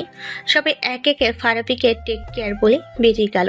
রিয়াদ বলল, দোস্ত চল, তোকে বাড়ি নামিয়ে দিই। না তোরা যা, আমি আরেকটু রেস্ট নিয়ে তারপর যাব। রাত প্রায় 7টা। পুরো ফ্লোর একেবারে খালি। ফারাবি তার ডেস্কে মৃতপ্রায় অবস্থায় পড়ে আছে। সে যখন ভাবছে তার আজকের সব নাটকই বৃথা গেল, ঠিক তখনই সে কেবিনে দরজা খোলার শব্দ পেল। সে চোখ বন্ধ করে মরার মতো পড়ে রইল। সে শুনতে পেল হাই হিলের খটখট শব্দ ধীরে ধীরে তার ডেস্কের দিকে এগিয়ে আসছে। শব্দটা তার ডেস্কের সামনে এসে থামলো। নাটকটা তো ভালোই ছিল ফারাবি। পুরো টিমকে বোকা বানাতে পারলেও আমাকে বোকা বানাতে অতটাও সহজ নয়। তোমার এই জ্বর আসার নাটকটা আমি 5 বছর আগেও একবার দেখেছি। মনে আছে ভার্সিটির সেই পিকনিকের দিন, যখন তুমি চাঁদা দেওয়ার ভয়ে পেট ব্যথার অভিনয় করেছিলে? ফারাবি চুপ করে রইল। তার বুকের ভেতরটা ধুকপুক করছে। সে তার ডেস্কের উপর একটা ওষুধের পাতা আর একটা কাগজ রাখার শব্দ পেল। তবে তোমার এই ফাজলামি দেখে একটা জিনিস ভালো লাগলো, তুমি এখনো আগের মতোই আছো, একটুও বদলাওনি। এরপর আর কোনো শব্দ নেই। কিছুক্ষণ পর লিফটের দরজা খোলার শব্দ পাওয়া গেল। ফারাবি ধর্মর করে উঠে বসলো। ডেস্কের উপর এক পাতা প্যারাসিটামল আর একটা ভাঁজ করা চিরকুট। সে দ্রুত চিরকুটটা খুলল। নাটকটা ভালোই ছিল, তবে সত্যি যদি কখনো অসুস্থ হও তাহলে এই ওষুধটা খেও, আর হ্যাঁ, খালি পেটে খেও না, তাহলে অ্যাসিডিটি হতে পারে। চিরকুটটা পরে ফারাবির ঠোঁটের কোণে নিজের অজান্তেই এক চিলতে হাসি ফুটে উঠল। তার সারাদিনের সব রাগ, সব ক্লান্তি যেন এক মুহূর্তে উধাও হয়ে গেল। সে পিপি করে বলল, পাগলি একটা। আর পরম যত্নে চিরকুটটা তার ওয়ালেটে ঢুকিয়ে রাখলো। সে জানতো তাদের এই অদ্ভুত যুদ্ধটা সব জমে উঠতে শুরু করেছে। ফারাবির অসুস্থতার নাটকের ঠিক 2 দিন পর অফিসের পরিবেশটা বেশ থমথমে, কারণ শহরে তখন মুষলধারে বৃষ্টি হচ্ছে, সাথে থেকে থেকে বাজ পড়ছে। এমন দুর্যোগের দিনে বেশিরভাগ কর্মী আগে ভাগে বাড়ি চলে গেছে, কিন্তু একটা প্রজেক্টের ডেডলাইন থাকায় ফারাবি আর নিজুমকে রাত পর্যন্ত অফিসে থাকতে হয়েছে। রাত প্রায় 9টা। কাজ শেষ করে নিজুম তার কেবিন থেকে বেরিয়ে এলো। কাজ শেষ, চলো আজ আর দেরি না করাই ভালো, রাস্তাঘাটের অবস্থা খুব খারাপ। হ্যাঁ ম্যাডাম, আমারও শেষ। আপনার পারমিশন পেলে কি আমি আমার এই নশ্বর দেহটাকে বাড়ি নিয়ে যেতে পারি? রাস্তাঘাটের অবস্থা খুব খারাপ, অতিরিক্ত কথা বলাটা কি তোমার জন্মগত অভ্যাস? নিজুম বিরক্ত হওয়ার ভান করলো। তার ঠোঁটের কোণে ছিল হালকা হাসির আভাস।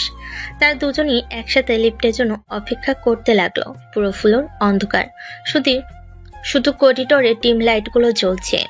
বাইরে বিদ্যুতের ঝলকানিতে বিশাল কাছের জানালাগুলো থেকে থেকে আলোকিত হয়ে উঠছে। লিফট আসতেই তার ভেতরে ঢুকলো। ফারাবি জি বাটনে প্রেস করলো। লিফটের দরজাটা বন্ধ হয়ে গেল। লিফটের দরজাটা বন্ধ হয়ে সবে নিচের দিকে নামতে শুরু করেছে।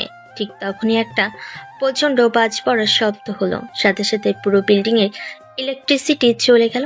লিফটের ভিতরে আলোটা নিভে গিয়ে ইমার্জেন্সি লাইটটা জ্বলে উঠল এবং একটা ঝাঁকুনি দিয়ে লিফটটা মাঝপথে থেমে গেল। What the? ফারাবি দেওয়ালে পিঠ দিয়ে দাঁড়িয়ে নিজেকে সামলে নিল। লিফটের ভেতরটা তখন ইমার্জেন্সি লাইটের আবছা হলদে আলোয় ভৌতিক দেখাচ্ছে। বাইরে বৃষ্টির ঝমঝমে শব্দ ছাড়া আর কোনো আওয়াজই নেই। নিজমের কণ্ঠে প্রথমবারের মতো হালকা আতঙ্কের ছাপ। কি হলো, লিফটটা থেমে গেল কেন? মনে হচ্ছে পাওয়ার ফেল করেছে ম্যাডাম। ফারাবি পকেট থেকে ফোন বের করে টর্চ লাইটটা জ্বালালো। আর আমাদের ভাগ্যটা এতটাই ভালো যে আমরা ঠিক 2টো ফ্লোরের মাঝখানে আটকে গেছি। Wow, what N adventure. এটা কোনো অ্যাডভেঞ্চারের সময় নয় ফারাবি, ইমার্জেন্সি বাটনে প্রেস করো। ফারাবি কয়েকবার ইমার্জেন্সি বাটন আর ইন্টারকমে চাপলো, কিন্তু কোনো সাড়া নেই। কোনো লাভ নেই, জেনারেটর হয়তো এখনো চালু হয়নি। আমাদের অপেক্ষা করা ছাড়া আর কোনো উপায় নেই। এই বলে সে হেলান দিয়ে দাঁড়ালো। নিজুমকে দেখে তার বেশ মজাই লাগছিল। সে যে বসটা 3.5 তাকে শাসন করে, সে এখন একটা ছোট্ট লিফটের মধ্যে আটকে গিয়ে ভয় পাচ্ছে। কি হলো ম্যাডাম, আপনার কি ভয় লাগছে? আপনার মতো সাহসী ভিলেনদের তো অন্ধকারকেই ভয় দেখানোর কথা। আমার অন্ধকারে ভয় লাগে না, আমার বদ্ধ জায়গায় অস্বস্তি হয়। It's called claustrophobia. ও তাই নাকি? তাহলে তো ব্যাপারটা সিরিয়াস। আচ্ছা, চিন্তা করবেন না, আমি তো আছি, আপনার সুপারহিরো। যদিও আমার কাছে কোনো স্পেশাল পাওয়ার নেই, শুধু আজে বাজে কথা বলা ছাড়া। তার এই কথায় নিজুমের মুখে হালকা হাসি ফুটে উঠল। পরিবেশটা কিছুটা সহজ করার জন্য ফারাবি বলতে লাগলো, আচ্ছা ম্যাডাম, চলুন একটা খেলা খেলি। যেহেতু আমাদের হাতে এখন অফুরন্ত সময়, চলুন ট্রুথ অর ডেয়ার খেলি। এখন খেলা করার মতো মানসিকতা আমার নেই। আরে খেলতে তো হবেই, না হলে আপনার ভয় আরো বাড়বে। ঠিক আছে, ডেয়ার তো আর এখানে সম্ভব না, তাই শুধু ট্রুথ। আমি আপনাকে একটা প্রশ্ন করব, আপনি সত্যি উত্তর দেবেন, তারপর আপনি আমাকে। নিজুম কোনো উত্তর দেওয়ার আগে ফারাবি তার প্রথম প্রশ্নটা করে বসলো। আমার সেই দিনের অসুস্থতার নাটকটা কি আপনি সত্যি ধরে ফেলেছিলেন, নাকি মনে মনে আমার জন্য আপনার একটু চিন্তা হয়নি? নিজুম কিছুক্ষণ চুপ করে রইল। লিফটের আবছা আলোয় তার মুখটা খুব বিষণ্ণ দেখাচ্ছে। তারপর শান্ত গলায় বলল, তোমার নাটকটা আমি প্রথম থেকেই ধরে ফেলেছিলাম ফারাবি।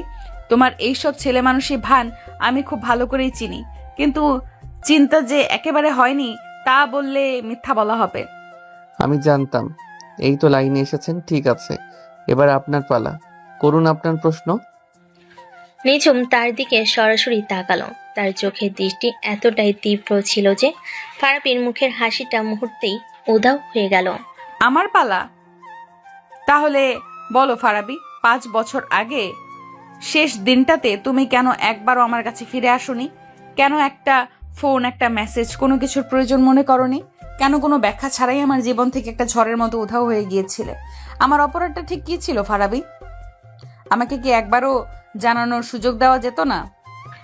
এই একটা প্রশ্নে লিফটের ভেতরের সমস্ত হালকা পরিবেশ মুহূর্তেই ভারী হয়ে দম বন্ধ করা।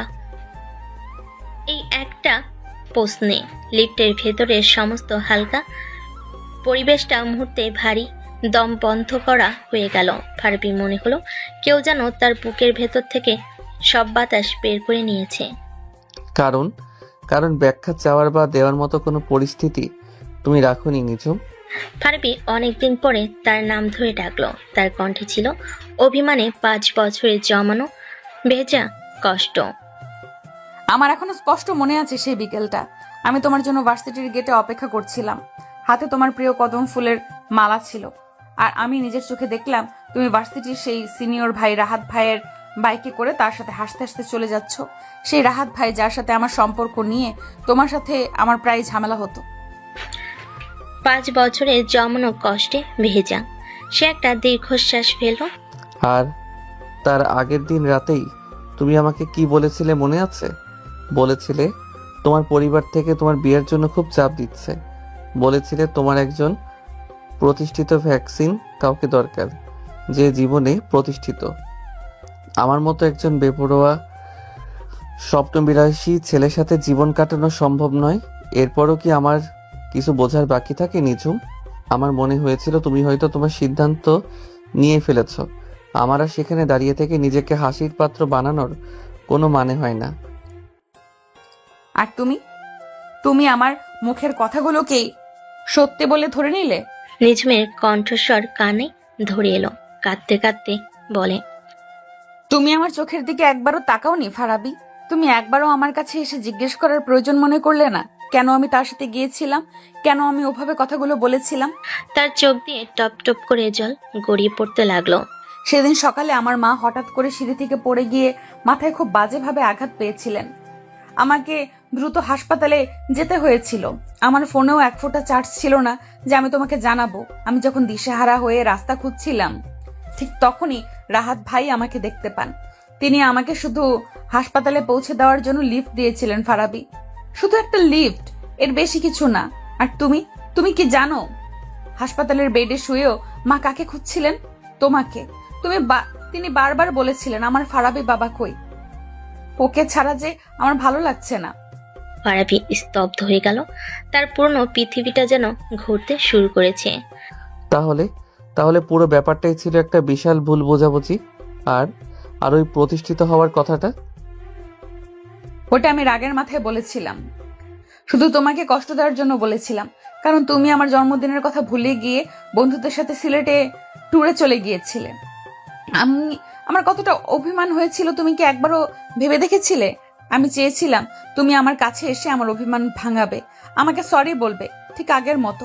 আমি তো ভাবতেও পারিনি তুমি আমার একটা রাগের কথাকে এত সিরিয়াসলি নিয়ে নেবে আর কোনো দিন আমার সাথে যোগাযোগই করবে না।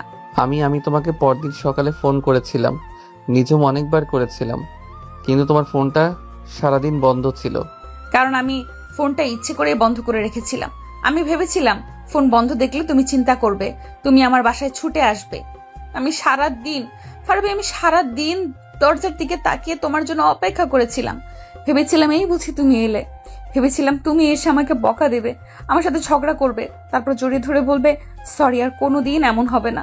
কিন্তু তুমি আসোনি ফারাবি, তুমি আর কোনোদিনও আসোনি। লিফটে সেই ছোট্ট অন্ধকার জায়গায় দুটো ভাঙা হৃদয় আজ 5 বছর পর তাদের ভুলের আর ইগোর তাদের জেদের মুখোমুখি হলো। এই 5টা বছরে তারা হয়তো জীবনের অনেক এগিয়ে গেছে, কিন্তু তাদের ভেতরটা যে এখনো সেই পুরনো ক্ষতটাই বয়ে বেড়াচ্ছে। তা আজ তারা দুজনেই বুঝতে পারলো। ফারাবি আর নিজেকে সামলাতে পারলো না। সে নিঝুমের কাছে গিয়ে 2 কাঁধে হাত রাখলো। তার নিজের চোখ দিয়েও জল গড়িয়ে পড়ছে। আমি আমি খুব বড় একটা ভুল করে ফেলেছি নিঝুম। আমি তোমাকে বিশ্বাস করতে পারিনি। আমি আমার ইগোকে তোমার ভালোবাসার চেয়েও বড় করে দেখেছিলাম। প্লিজ যদি পারো আমাকে মাফ করে দাও। নিঝুম তার বুকে মাথা রেখে কান্নায় ভেঙে পড়ল। ভুলটা শুধু তোমার ছিল না ফারাবি, আমারও ছিল। আমার অভিমানটা খুব বেশি ছিল। আমারও উচিত ছিল তোমাকে সবকিছু খুলে বলার। ঠিক সেই মুহূর্তেই একটা ঝাঁকুনিতে লিফটের ভেতরে হলদে আলোটা নিভে গিয়ে উজ্জ্বল সাদা আলো জ্বলে উঠল। পাওয়ার চলে এসেছে। লিফটটা ধীরে ধীরে নিচের দিকে নামতে শুরু করলো, কিন্তু ফারাবি আর নিঝুম কেউই একে অপরের কাছ থেকে সরল না। তারা একে অপরকে আরো শক্ত করে জড়িয়ে ধরে দাঁড়িয়ে রইল। আজ 5 বছর পর তারা যেন আবার নতুন করে নিঃশ্বাস নিতে পারছিল। বাইরের পৃথিবীতে তারা হয়তো এখনো বস আর কর্মচারী, কিন্তু লিফটের ভিতরে এই মুহূর্তটা তাদের পুরনো সম্পর্কটাকে আবার জাগিয়ে তুলেছে। এক নতুন শুদ্ধ ভালোবাসার নতুন দরজা খুলে দিয়েছে। পরের দিন সকালে অফিসে ঢোকার পর থেকে পরিবেশটা কেমন অদ্ভুত। ফারাবি যখন তার ডেস্কে এসে বসলো, তখন তার আর নিঝুমের দিকে তাকাতে কেমন যেন লজ্জা লাগছিল, আবার এক ধরনের অধিকারবোধ কাজ করছিল। গতকাল রাতের ওই ঘটনার পর তাদের মধ্যকার সমস্ত তিক্ততা, সমস্ত পেশাগত দূরত্বের দেওয়াল যেন এক ঝটকায় ভেঙে পড়েছে।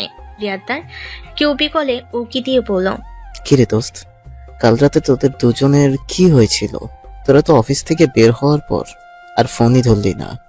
আর আজকে ম্যাডামের মুখটাও কেমন যেন মেঘ কেটে যাওয়া শরবতের আকাশের মতো পরিষ্কার লাগছে। কাহিনী কি? তেমন কিছু না, শুধু 5 বছরের পুরনো একটা অপারেটিং সিস্টেম আপডেট দিয়ে নতুন করে রিবুট করলাম আর কি।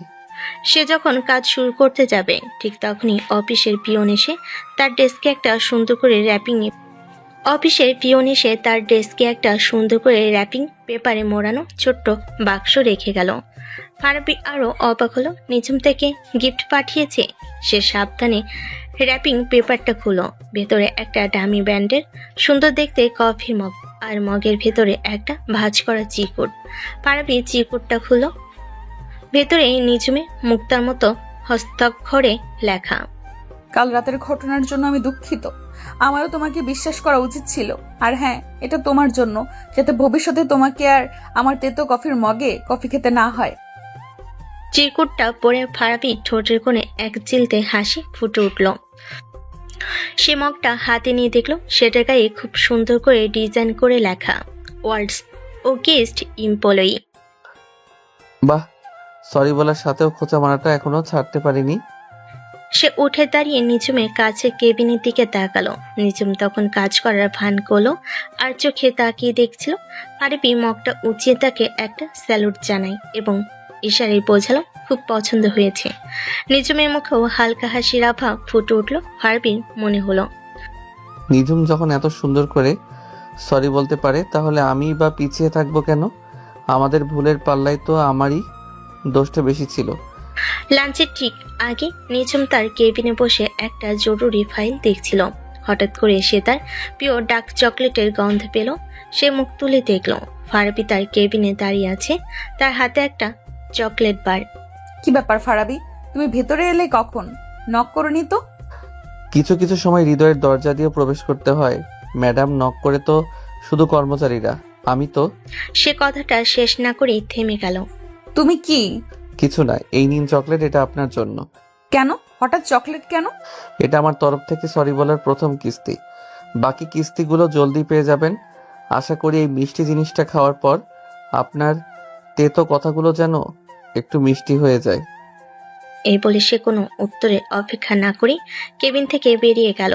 নিঝুম চকলেটের দিকে তাকিয়ে হাসল। পাগল একটা। এরপর থেকে তাদের মধ্যে শুরু হয়ে গেল এক অদ্ভুত মিষ্টি প্রতিযোগিতা। কে কাকে কত অভিনব উপায়ে সরি বলতে পারে।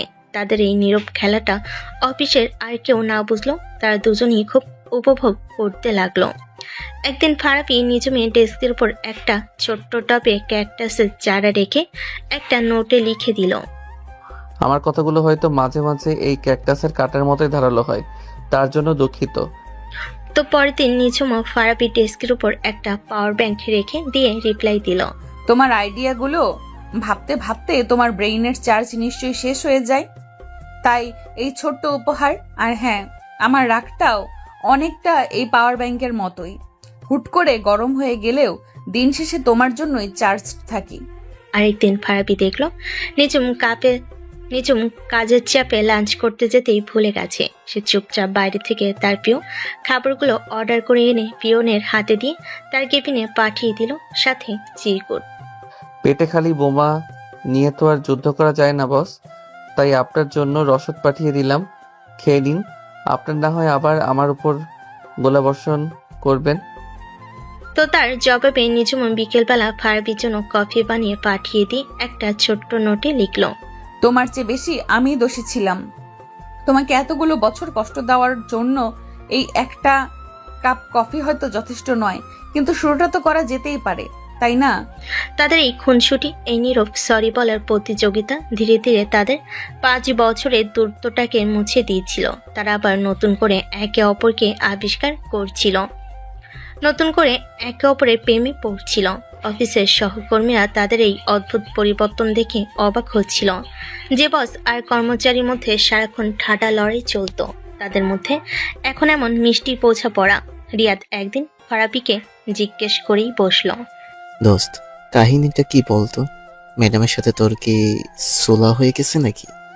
আজকাল তো দেখি তোদের মধ্যে শুধু উপহার চলাচলই হয়। ফারাবি তার নতুন কফি মগে চুমুক দিতে দিতে একটা রহস্যময় হাসি হেসে বলল, খেয়ে নিন, তারপর না হয় আবার আমার উপর গোলাবর্ষণ করবেন। আর এটা সংশোধন নয় বন্ধু, এটা হলো যুদ্ধের নতুন স্ট্র্যাটেজি। একে বলে ভালোবাসার স্নায়ুযুদ্ধ। এভাবেই খুনসুটির মাধ্যমে আরো কেটে গেল 2 সপ্তাহ।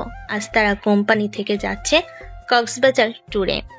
এক্সকিউজ মি ম্যাডাম, আপনার পারমিশন ছাড়া কি আমি আপনার পাশের সিটটাতে বসতে পারি, নাকি এখানে বসার জন্যেও আমাকে আলাদা করে অ্যাপয়েন্টমেন্ট নিতে হবে? কক্সবাজারগামী এসি বাসের ভেতরটা অফিসের সহকর্মীদের হই হুল্লোড়ে মুখরিত। সবাই নিজেদের মতো করে সিট দখল করে আড্ডায় মেতেছে। নিজম জানালার পাশে একটা সিটে বসে হেডফোনে গান শুনছিল, বাইরের জগতের সাথে যোগাযোগ প্রায় বিচ্ছিন্ন করে। ঠিক তখনই ফারাবির কণ্ঠস্বর এসে বাস্তবে ফিরল। সে হেডফোনটা খুলে ফারাবির দিকে তাকিয়ে ভুরু কুঁচকে বলল, পুরো বাস খালি পড়ে আছে, তুমি বসার জন্য আর কোনো জায়গা খুঁজে পেলে না? ফারাবি তার পাশের সিটে বসে পড়ল। পেয়েছি তো, কিন্তু আমার মন বলল সবচেয়ে নিরাপদ জায়গাটা হলো আমার বসের পাশে। কারণ বাস যদি হাইজ্যাক হয়ে যায়, আমি জানি আপনি আপনার রাগী চোখের দৃষ্টি দিয়ে ডাকাতদের ভস্ম করে দেবেন। অতিরিক্ত কথা বলা শেষ হলে একটু চুপ করবে? আমি গান শুনবো। কি গান শুনছেন শুনি? ফারাবি তার কানের কাছে থেকে একটা এয়ারপড খুলে নিজের কানে লাগিয়ে দিল। হোয়াট? আপনি এখনো রবীন্দ্রসঙ্গীত শোনেন? আমারও পরানো যাহা চাই। সিরিয়াসলি ম্যাডাম, আপনার ব্যক্তিত্বের সাথে তো হেভি মেটাল বা রক টাইপের গান যাওয়া উচিত ছিল, যেখানে থাকবে শুধু চিৎকার আর হাহাকার। নিজম রেগে গিয়ে এয়ারপডটা কেড়ে নিল। তোমার সমস্যাটা কি বলো তো? আমার যা ইচ্ছে আমি তাই শুনবো, তাতে তোমার কি? আমার তো অনেক কিছু, কারণ এই গানটা শুনলেই আমার সেই দিনগুলোর কথা মনে পড়ে যায়। মনে আছে ভার্সিটির 21শে ফেব্রুয়ারি অনুষ্ঠানে আপনি এই গানটা গেয়েছিলেন? সেদিনই তো আমি প্রথম আপনার প্রেমে পড়েছিলাম, যদিও তখনও জানতাম না আপনার সুন্দর গলার পেছনে একটা আগ্নেয়গিরি লুকিয়ে আছে। ফারাবি এই সরাসরি কথায় নিজমের মুখটা লাল হয়ে গেল। সে কোনো উত্তর না দিয়ে চুপচাপ জানালার বাইরে তাকিয়ে রইল। কক্সবাজারে পৌঁছানোর পর থেকে ফারাবি আর নিজম যেন আঠার মতো একে অপরের সাথে লেগে রইল। টিম মিটিং, গ্রুপ অ্যাক্টিভিটি, সব জায়গায় তারা একসাথে। তাদের এই পরিবর্তনটা অফিসের আর কারো চোখ এড়ালো না। রিয়াদ ফারাবিকে একপাশে ডেকে নিয়ে জিজ্ঞেস করল, দোস্ত, কাহিনীটা কি বলতো? তোরা কি সত্যি সত্যি প্রেম করছিস?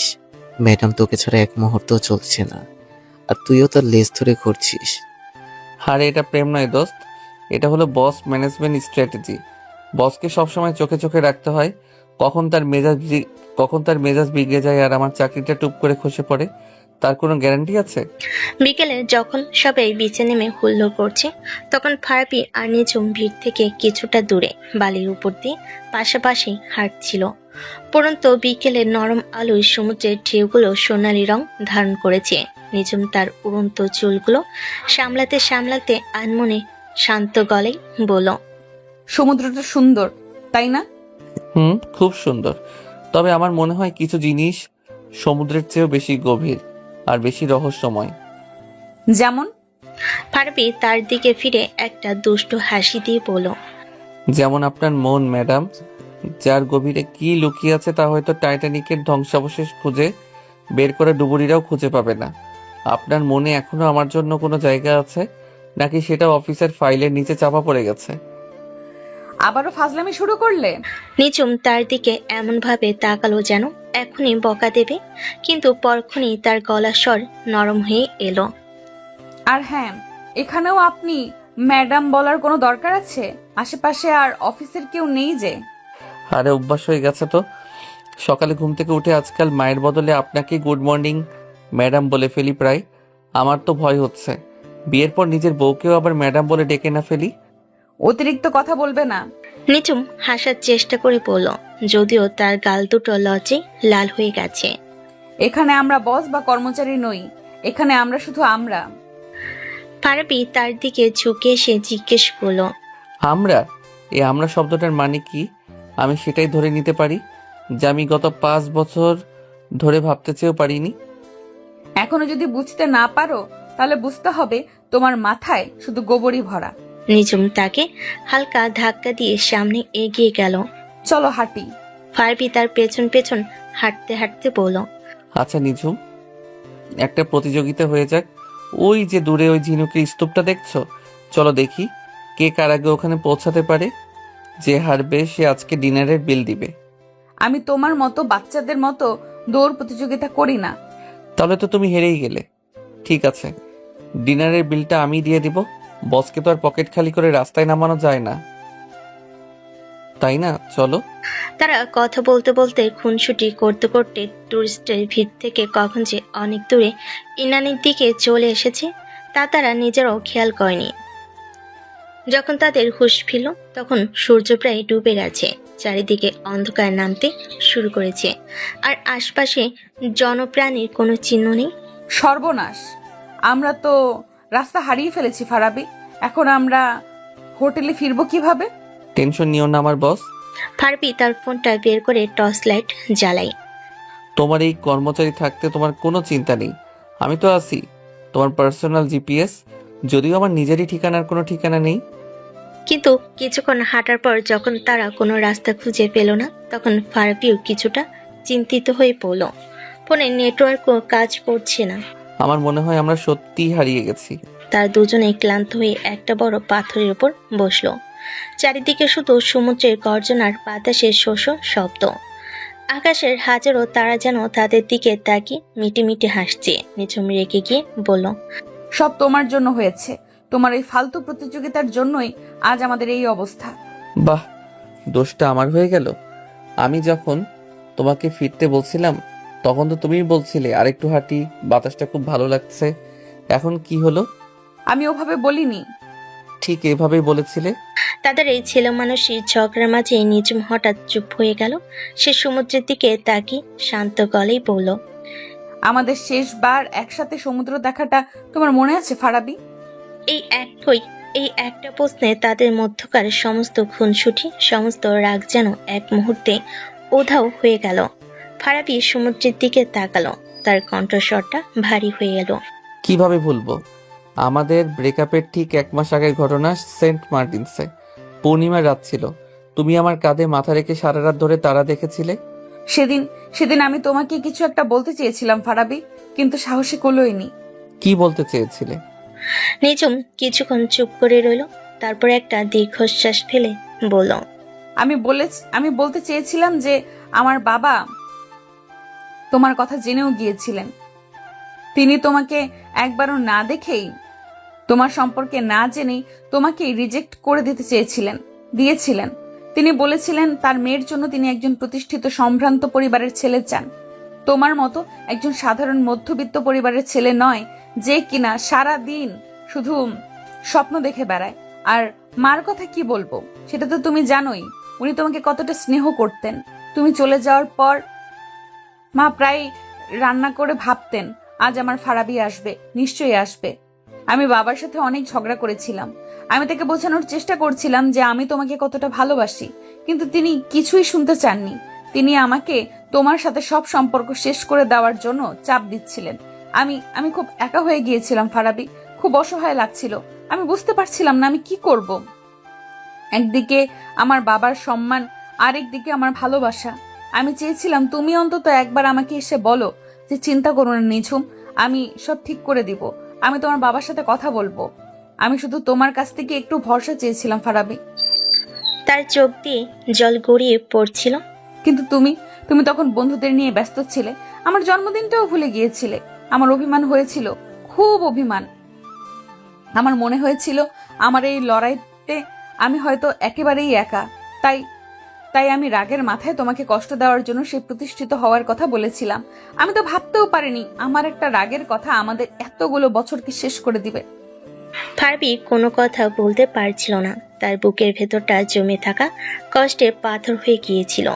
নিঝুম আবার কাঁদতে কাঁদতে বলল, আমি তোমাকে কখনো বলতে পারিনি ফারাবি, এই 5টা বছর আমি কিভাবে কাটিয়েছি। আমি পড়াশোনায় ডুবে গিয়েছিলাম, ক্যারিয়ারের পেছনে ছুটেছি, নিজেকে সবার চোখে সেরা প্রমাণ করার জন্য দিন রাত এক করে ফেলেছি। সবাই দেখেছে আমার সাফল্য, আমার উন্নতি, কিন্তু কেউ দেখেনি প্রতি রাতে আমি তোমার ছবি বুকে জড়িয়ে ধরে নিঃশব্দে কেঁদেছি। আমি ভেবেছিলাম আমি হয়তো তোমাকে ঘৃণা করি, কিন্তু সত্যিটা হলো আমি কোনোদিনও তোমাকে ভুলতেই পারিনি ফারাবি, এক মুহূর্তের জন্যও না। ফারাবি আর নিজেকে সামলাতে পারল না। সে নিঝুমের হাতটা ধরল। আমি খুব স্বার্থপর ছিলাম নিঝুম। আমি শুধু আমার অপমান, আমার কষ্টটাকেই বড় করে দেখেছিলাম। আমি কোনোদিনও তোমার দিকটা বোঝার চেষ্টাই করিনি। আমি যদি সেদিন আরেকটু ধৈর্য ধরতাম, আরেকটু তোমাকে বিশ্বাস করতাম, তাহলে হয়তো আজ আমাদের গল্পটা অন্যরকম হতো। এখনো কি অন্যরকম হওয়ার সুযোগ আছে ফারাবি? নিঝুম তার ভেজা চোখে জিজ্ঞেস করলো। ফারাবি তার চোখের জল মুছে দিয়ে তার মুখটা 2 হাতে তুলে ধরল। যতদিন আমার নিঃশ্বাস চলবে ততদিনই সুযোগ আছে নিঝুম। এই বলে সে আলতো করে নিঝুমের ঠোঁটে তার ঠোঁট রাখলো। সমুদ্রের গর্জন, রাতের নিস্তব্ধতা আর আকাশের হাজারো তারা সাক্ষী হয়ে রইল তাদের বহু প্রতীক্ষিত ও সুশিক্ত পূর্ণ মিলনের। আজ 5 বছর পর তারা শুধু হারিয়ে যাওয়ার রাস্তাটাই খুঁজে পায়নি, তারা তাদের হারিয়ে যাওয়া ভালোবাসাটিকেও নতুন করে খুঁজে পেল। পরের দিন সকালে হোটেলের লবিতে তুমুল হট্টগোল। টিমের সবাই প্রচন্ড চিন্তিত মুখে পায়চারি করছে। ফারাবি আর নিঝুম কাল বিকেল থেকে নিখোঁজ, তাদের ফোনও যোগাযোগ করা যাচ্ছে না। সাদিয়া প্রায় কাঁদো কাঁদো হয়ে বলল, রিয়াদ যখন ট্যুর ম্যানেজারের সাথে কথা বলছিল ঠিক তখনই হোটেলের গেট দিয়ে একটা স্থানীয় জেলেতে ব্যবহৃত পুরনো ভাঙাচোরা ভ্যান এসে থামলো। ভ্যানের পেছন থেকে নামলো ফারাবি আর নিঝুম। ফারাবি চুলগুলো কাকের বাসার মতো হয়ে আছে, শার্টের এক জায়গায় মাছের আষ্টে লেগে আছে। আর নিঝুমের অবস্থা আরো করুন, তার দামি পোশাকটা কুঁচকে গেছে, মুখের রাজ্যে ক্লান্তি, কিন্তু তার চোখে মুখে কোনো রাগ বা ভয় নেই, বরং কেমন একটা শান্ত প্রশান্তির ছাপ। সবাই দৌড়ে তাদের দিকে এগিয়ে গেল। রিয়াদ ফারাবিকে জড়িয়ে ধরে বলল, তোরা কই ছিলি সারা রাত? আমরা তো টেনশনে মরেই যাচ্ছিলাম। তোদের কি কিডন্যাপ করেছিল নাকি? কিডন্যাপার চেয়েও ভয়ঙ্কর কিছু হয়েছিল দোস্ত। কাল রাতে আমরা ভিন গ্রহের প্রাণীদের আক্রমণের শিকার হয়েছিলাম। ওরা আমাদের তাদের ইউএফএতে তুলে নিয়ে সারা রাত ধরে তাদের গ্রহের সবচেয়ে কঠিন প্রশ্নটা জিজ্ঞেস করছিল, মুরগি আগে এসেছে নাকি ডিম। তার এই কথায় সবাই অবাক হয়ে গেল। নিঝুম তার দিকে চোখ গরম করে বলল, ফাজলামো বন্ধ করবে। তারপর সে সবার দিকে ফিরে বলল, সরি তোমাদের সবাইকে চিন্তায় ফেলার জন্য। আমরা আসলে হাঁটতে হাঁটতে অনেকটা দূরে চলে গিয়েছিলাম এবং পথ হারিয়ে ফেলেছিলাম। সৌভাগ্যক্রমে আজ ভোরে কয়েকজন জেলের সাথে আমাদের দেখা হয়, ওনারাই আমাদের এই পর্যন্ত পৌঁছে দিয়েছেন। হ্যাঁ, আর আসার পথে আমরা এটাও আবিষ্কার করেছি যে শুটকি মাছ শুধু খাওয়ার জিনিস নয়, এর গন্ধ পারফিউম হিসেবেও ব্যবহার করা যায়। ম্যাডামের কাছ থেকে এই নতুন জ্ঞানটা লাভ করলাম। নিঝুম তাকে কোনো দিয়ে একটা গুতা মেরে বলল, চুপ করো। তাদের এই মিষ্টি খুনসিটি দেখে টিমের বাকি সদস্যরা একে অপরের দিকে তাকিয়ে হাসলো।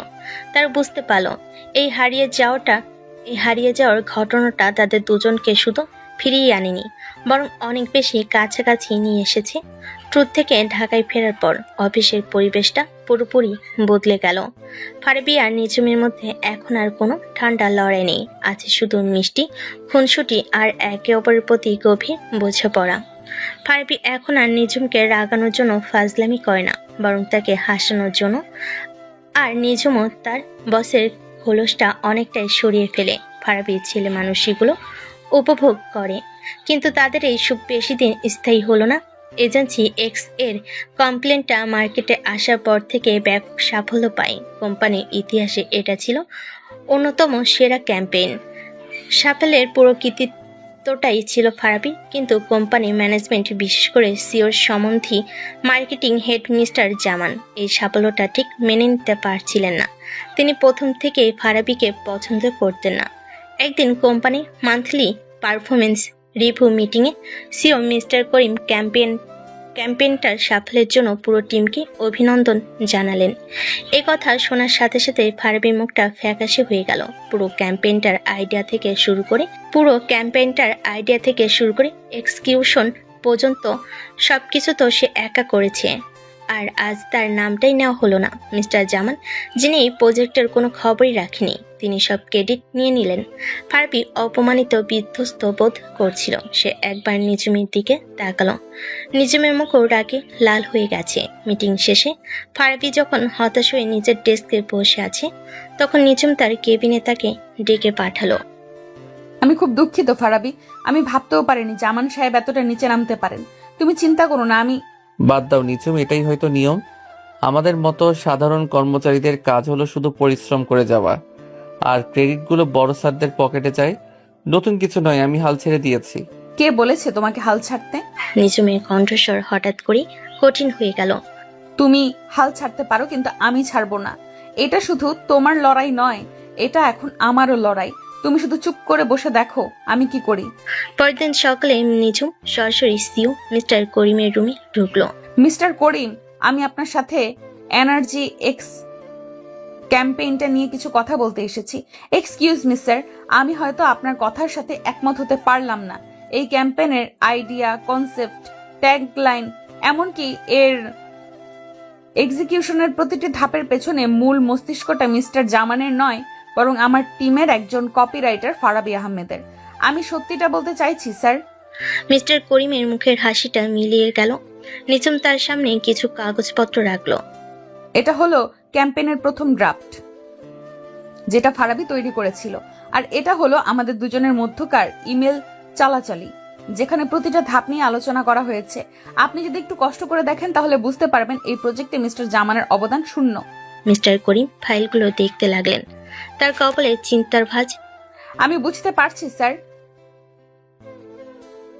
কিন্তু আপনি এই কোম্পানির সিইও। আপনার কাছে আত্মীয়তার চেয়েও কোম্পানির স্বার্থ এবং একজন যোগ্য কর্মীর সম্মান অনেক বেশি গুরুত্বপূর্ণ হওয়া উচিত। আপনি যদি আজ ফারাবির মতো একজন ট্যালেন্টেড কর্মীকে তার প্রাপ্য সম্মান না দেন, তাহলে ভবিষ্যতে হয়তো অন্য কোনো ট্যালেন্টেড কর্মী এই কোম্পানিতে কাজ করার আগ্রহই হারিয়ে ফেলবে। সে উঠে দাঁড়িয়ে শেষ কথাটা বলল। আমি আমার টিমের সবচেয়ে মেধাবী সদস্যদের সাথে কোনো রকম অবিচার হতে দেব না। যদি এর জন্য আমাকে আমার চাকরিটাও ছাড়তে হয়, আমি রাজি। এখন সিদ্ধান্ত আপনার। আপনি কি একজন আত্মীয়কে খুশি রাখবেন, নাকি আপনার কোম্পানির ভবিষ্যৎকে সুরক্ষিত রাখবেন? এ বলে সে আর এক মুহূর্ত না দাঁড়িয়ে কেবিন থেকে বেরিয়ে এলো। তার এই সাহসী পদক্ষেপের কথা পুরো অফিসে ছড়িয়ে পড়ল। ফারাবি যখন শুনলো নিঝুম তার সম্মানের জন্য কোম্পানির সিওর সাথে সরাসরি লড়াই করেছে, তখন তার চোখে জল চলে এলো। সে বুঝতে পারল নিঝুম তাকে কতটা ভালোবাসে। এই ভালোবাসা শুধু কথায় নয়, কাজও প্রমাণ করে দেওয়ার মতো ভালোবাসা। পরদিন সকালে অফিসের পরিবেশটা বেশ থমথমে, সবার মনে চাপা উত্তেজনা। সেও কি নিঝুমের কথা রাখবেন, নাকি নিজের সম্বন্ধীকে বাঁচাতে তাকে চাকরিচ্যুত করবেন? ফারাবি সকাল থেকে একবারও নিঝুমের কেবিনের দিকে তাকায়নি। তার ভেতরে চলছে কৃতজ্ঞতা, ভালোবাসা আর তীব্র উদ্বেগের এক মিশ্র অনুভূতি। ঠিক 10টায় পুরো কোম্পানির সব স্টাফের কাছে একটা গ্রুপ ইমেল এলো সিও মিস্টার করিমের পক্ষ থেকে। ইমেলে লেখা ছিল, এই ক্যাম্পেইনের অভাবনীয় সাফল্যের পেছনে মূল কারিগর আমাদের ক্রিয়েটিভ টিমের মেধাবী copywriter mister Farabi Ahmed. Mister Farabi আহমেদকে কোম্পানির পক্ষ থেকে আন্তরিক অভিনন্দন। তার মেধা এবং কঠোর পরিশ্রমের স্বীকৃতিস্বরূপ তাকে সিনিয়র কর্পোরেট পদে পদোন্নতি করা হলো এবং সাথে একটি বিশেষ বোনাস প্রদান করা হলো। আশা করি তিনি ভবিষ্যতেও তার এই সাফল্যের ধারা অব্যাহত রাখবেন। ইমেলটা দেখার সাথে সাথে পুরো ফ্লোর হাততালিতে ফেটে পড়ল। রিয়া দৌড়ে এসে ফারাবিকে জড়িয়ে ধরল। দোস্ত, তুই তো হিরো হিরো, কনগ্রাচুলেশনস। ফারাবি তখনও স্ক্রিনের দিকে তাকিয়ে আছে। তার চোখ দুটো ভিজে উঠেছে। সে হাততালির শব্দে চেয়েও বেশি করে শুনতে পাচ্ছিল অন্য কিছু। নিজমের সাহসের গল্প, তার ভালোবাসার প্রতিদানের গল্প। সে মুখ তুলে নিজমের কাছে কেবিনের দিকে তাকালো। নিজমও তার দিকে তাকিয়েছিল। তার মুখে ছিল এক প্রশান্তির হাসি। সে হাসিতে ফারাবি খুঁজে পেল তার জীবনের সবচেয়ে বড় পুরস্কার। সেই সন্ধ্যায় অফিস শেষে ফারাবি যখন বের হচ্ছে তখন নিঝুম তাকে ডাকলো। ফারাবি দাঁড়াও, তোমার সাথে আমার কথা ছিল। বলো। আজ রাতে তোমার কোনো কাজ আছে? না, কেন? মা তোমাকে দেখতে চেয়েছেন। আজ সকালে মা ফোন করেছিলেন, তিনি তোমার খবর শুনেছেন, তিনি একবার তোমাকে দেখতে চান। তুমি কি আমাদের বাসায় আসবে? সে অপ্রত্যাশিত প্রস্তাবে ফারাবি চমকে গেল। নিঝুমের মা, যাকে সে খালাম্মা বলে ডাকতো, তিনি তাকে খুব স্নেহ করতেন। সেই দুর্ঘটনার রাতে নিঝুমের মুখে সে শুনেছিল তিনি অসুস্থ অবস্থায়ও তার খোঁজ করেছিলেন। অবশ্যই যাব। আমি তো নিজেই খালাম্মার সাথে দেখা করার কথা ভাবছিলাম। তিনি এখন কেমন আছেন? অনেক ভালো। চলো আমার সাথেই চলো তাহলে। নিঝুমের বাসাটা আগের মতোই আছে, সিমসাম গোছানো। ফারাবি ড্রয়িং রুমে ঢুকেই ভেতর থেকে নিঝুমের মা মিসেস আনোয়ারা প্রায় দৌড়ে বেরিয়ে এলেন। তিনি ফারাবির মাথায় গালে হাত বুলিয়ে দিতে দিতে কান্নায় ভেঙে পড়লেন। ফারাবি তার পা ছুঁয়ে সালাম করলো। তিনি রান্নাঘরে যাওয়ার পর নিঝুম ফারাবির পাশে এসে বসলো। অনেকক্ষণ গল্প আর আড্ডার পর মিসেস আনোয়ারা যখন ঘুমাতে গেলেন তখন রাত প্রায় 11টা। নিঝুম ফারাবিকে নিয়ে তার নিজের ঘরে এলো। ঘরটা আগের মতোই আছে, বই সেলফ, পরের টেবিল, দেওয়ালে সাঁটানো পোস্টার, সবকিছু যেন সময়ের সাথে থেমে আছে। মা তোমাকে খুব ভালোবাসেন ফারাবি। এই 5 বছরে এমন একটা দিনও যায়নি যেদিন তিনি তোমার কথা বলেননি। তোমাকে একটা জিনিস দেখানোর জন্য এখানে নিয়ে এসেছি। নিঝুম তার পরের টেবিলের ড্রয়ারটা খুলো। সে ভেতর থেকে একটা পুরনো হলদে হয়ে যাওয়া ভাঁজ করা চিঠি বের করে ফারাবির হাতে দিল। এটা কি? একটা চিঠি যেটা আমি আজ থেকে 5 বছর 6 মাস 11 দিন আগে তোমার জন্য লিখেছিলাম, আমাদের ব্রেকআপের ঠিক পরদিন সকালে। কিন্তু আমি কোনোদিন তোমাকে এটা দেওয়ার সাহস পাইনি, কারণ তোমাকে তো পরে খুঁজেই পাইনি। ফারাবি অবাক হয়ে চিঠিটার দিকে তাকিয়ে রইল। সে সাবধানে ভাঁজ খুলল। ভেতরটা নিঝুমের সেই পরিচিত মুক্তোর মতো হস্তাক্ষরে লেখা। প্রিয় ফারাবি, প্রিয় লিখলাম কারণ তুমি ছাড়া আর কাউকে এই শব্দটা বলার অধিকার আমি কোনোদিন দিতে পারবো না। জানি না এই চিঠিটা কোনোদিন তোমার হাতে পৌঁছাবে কিনা।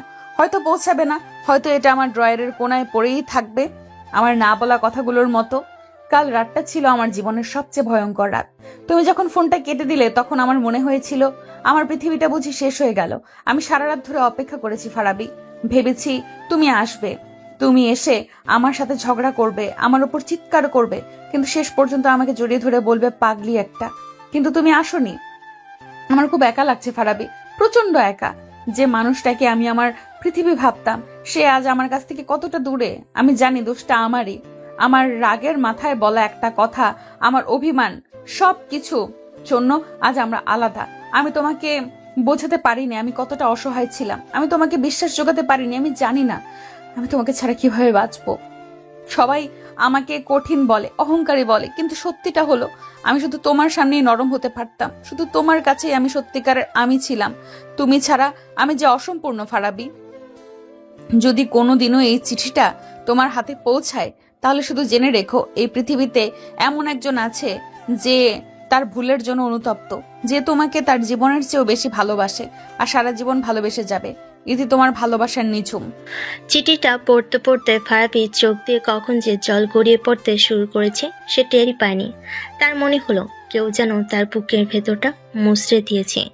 এই 5টা বছর সে শুধু একা কষ্ট পায়নি, নিজেও তিলে তিলে পড়েছে। একা একা কেঁদেছে। যে যন্ত্রণাটা সে একা বয়ে বেড়াচ্ছে বলে ভাবতো, সে একই যন্ত্রণা নিজুমকেও কুড়ে কুড়ে খেয়েছে। সে চিঠিটা ভাঁজ করে নিজুমের দিকে তাকালো। নিজুম তখন জানালার পাশে দাঁড়িয়ে কাঁদছে। ফারাবি তার কাছে গিয়ে পেছন থেকে তাকে আলতো করে জড়িয়ে ধরল। কেন কেন দাওনি এই চিঠিটা আমাকে? নিঝুম, কেন এতগুলো বছর আমাকে আর নিজেকে এতটা কষ্ট দিলে? ভয় পেয়েছিলাম, ভেবেছিলাম তুমি হয়তো আমাকে আর বিশ্বাস করবে না, ভেবেছিলাম তুমি হয়তো নিশ্চয়ই আমাকে ঘৃণা করতে শুরু করেছো। আমি তোমাকে কোনোদিনও ঘৃণা করতে পারিনি নিঝুম। ফারাবি তাকে নিজের দিকে ঘোরালো।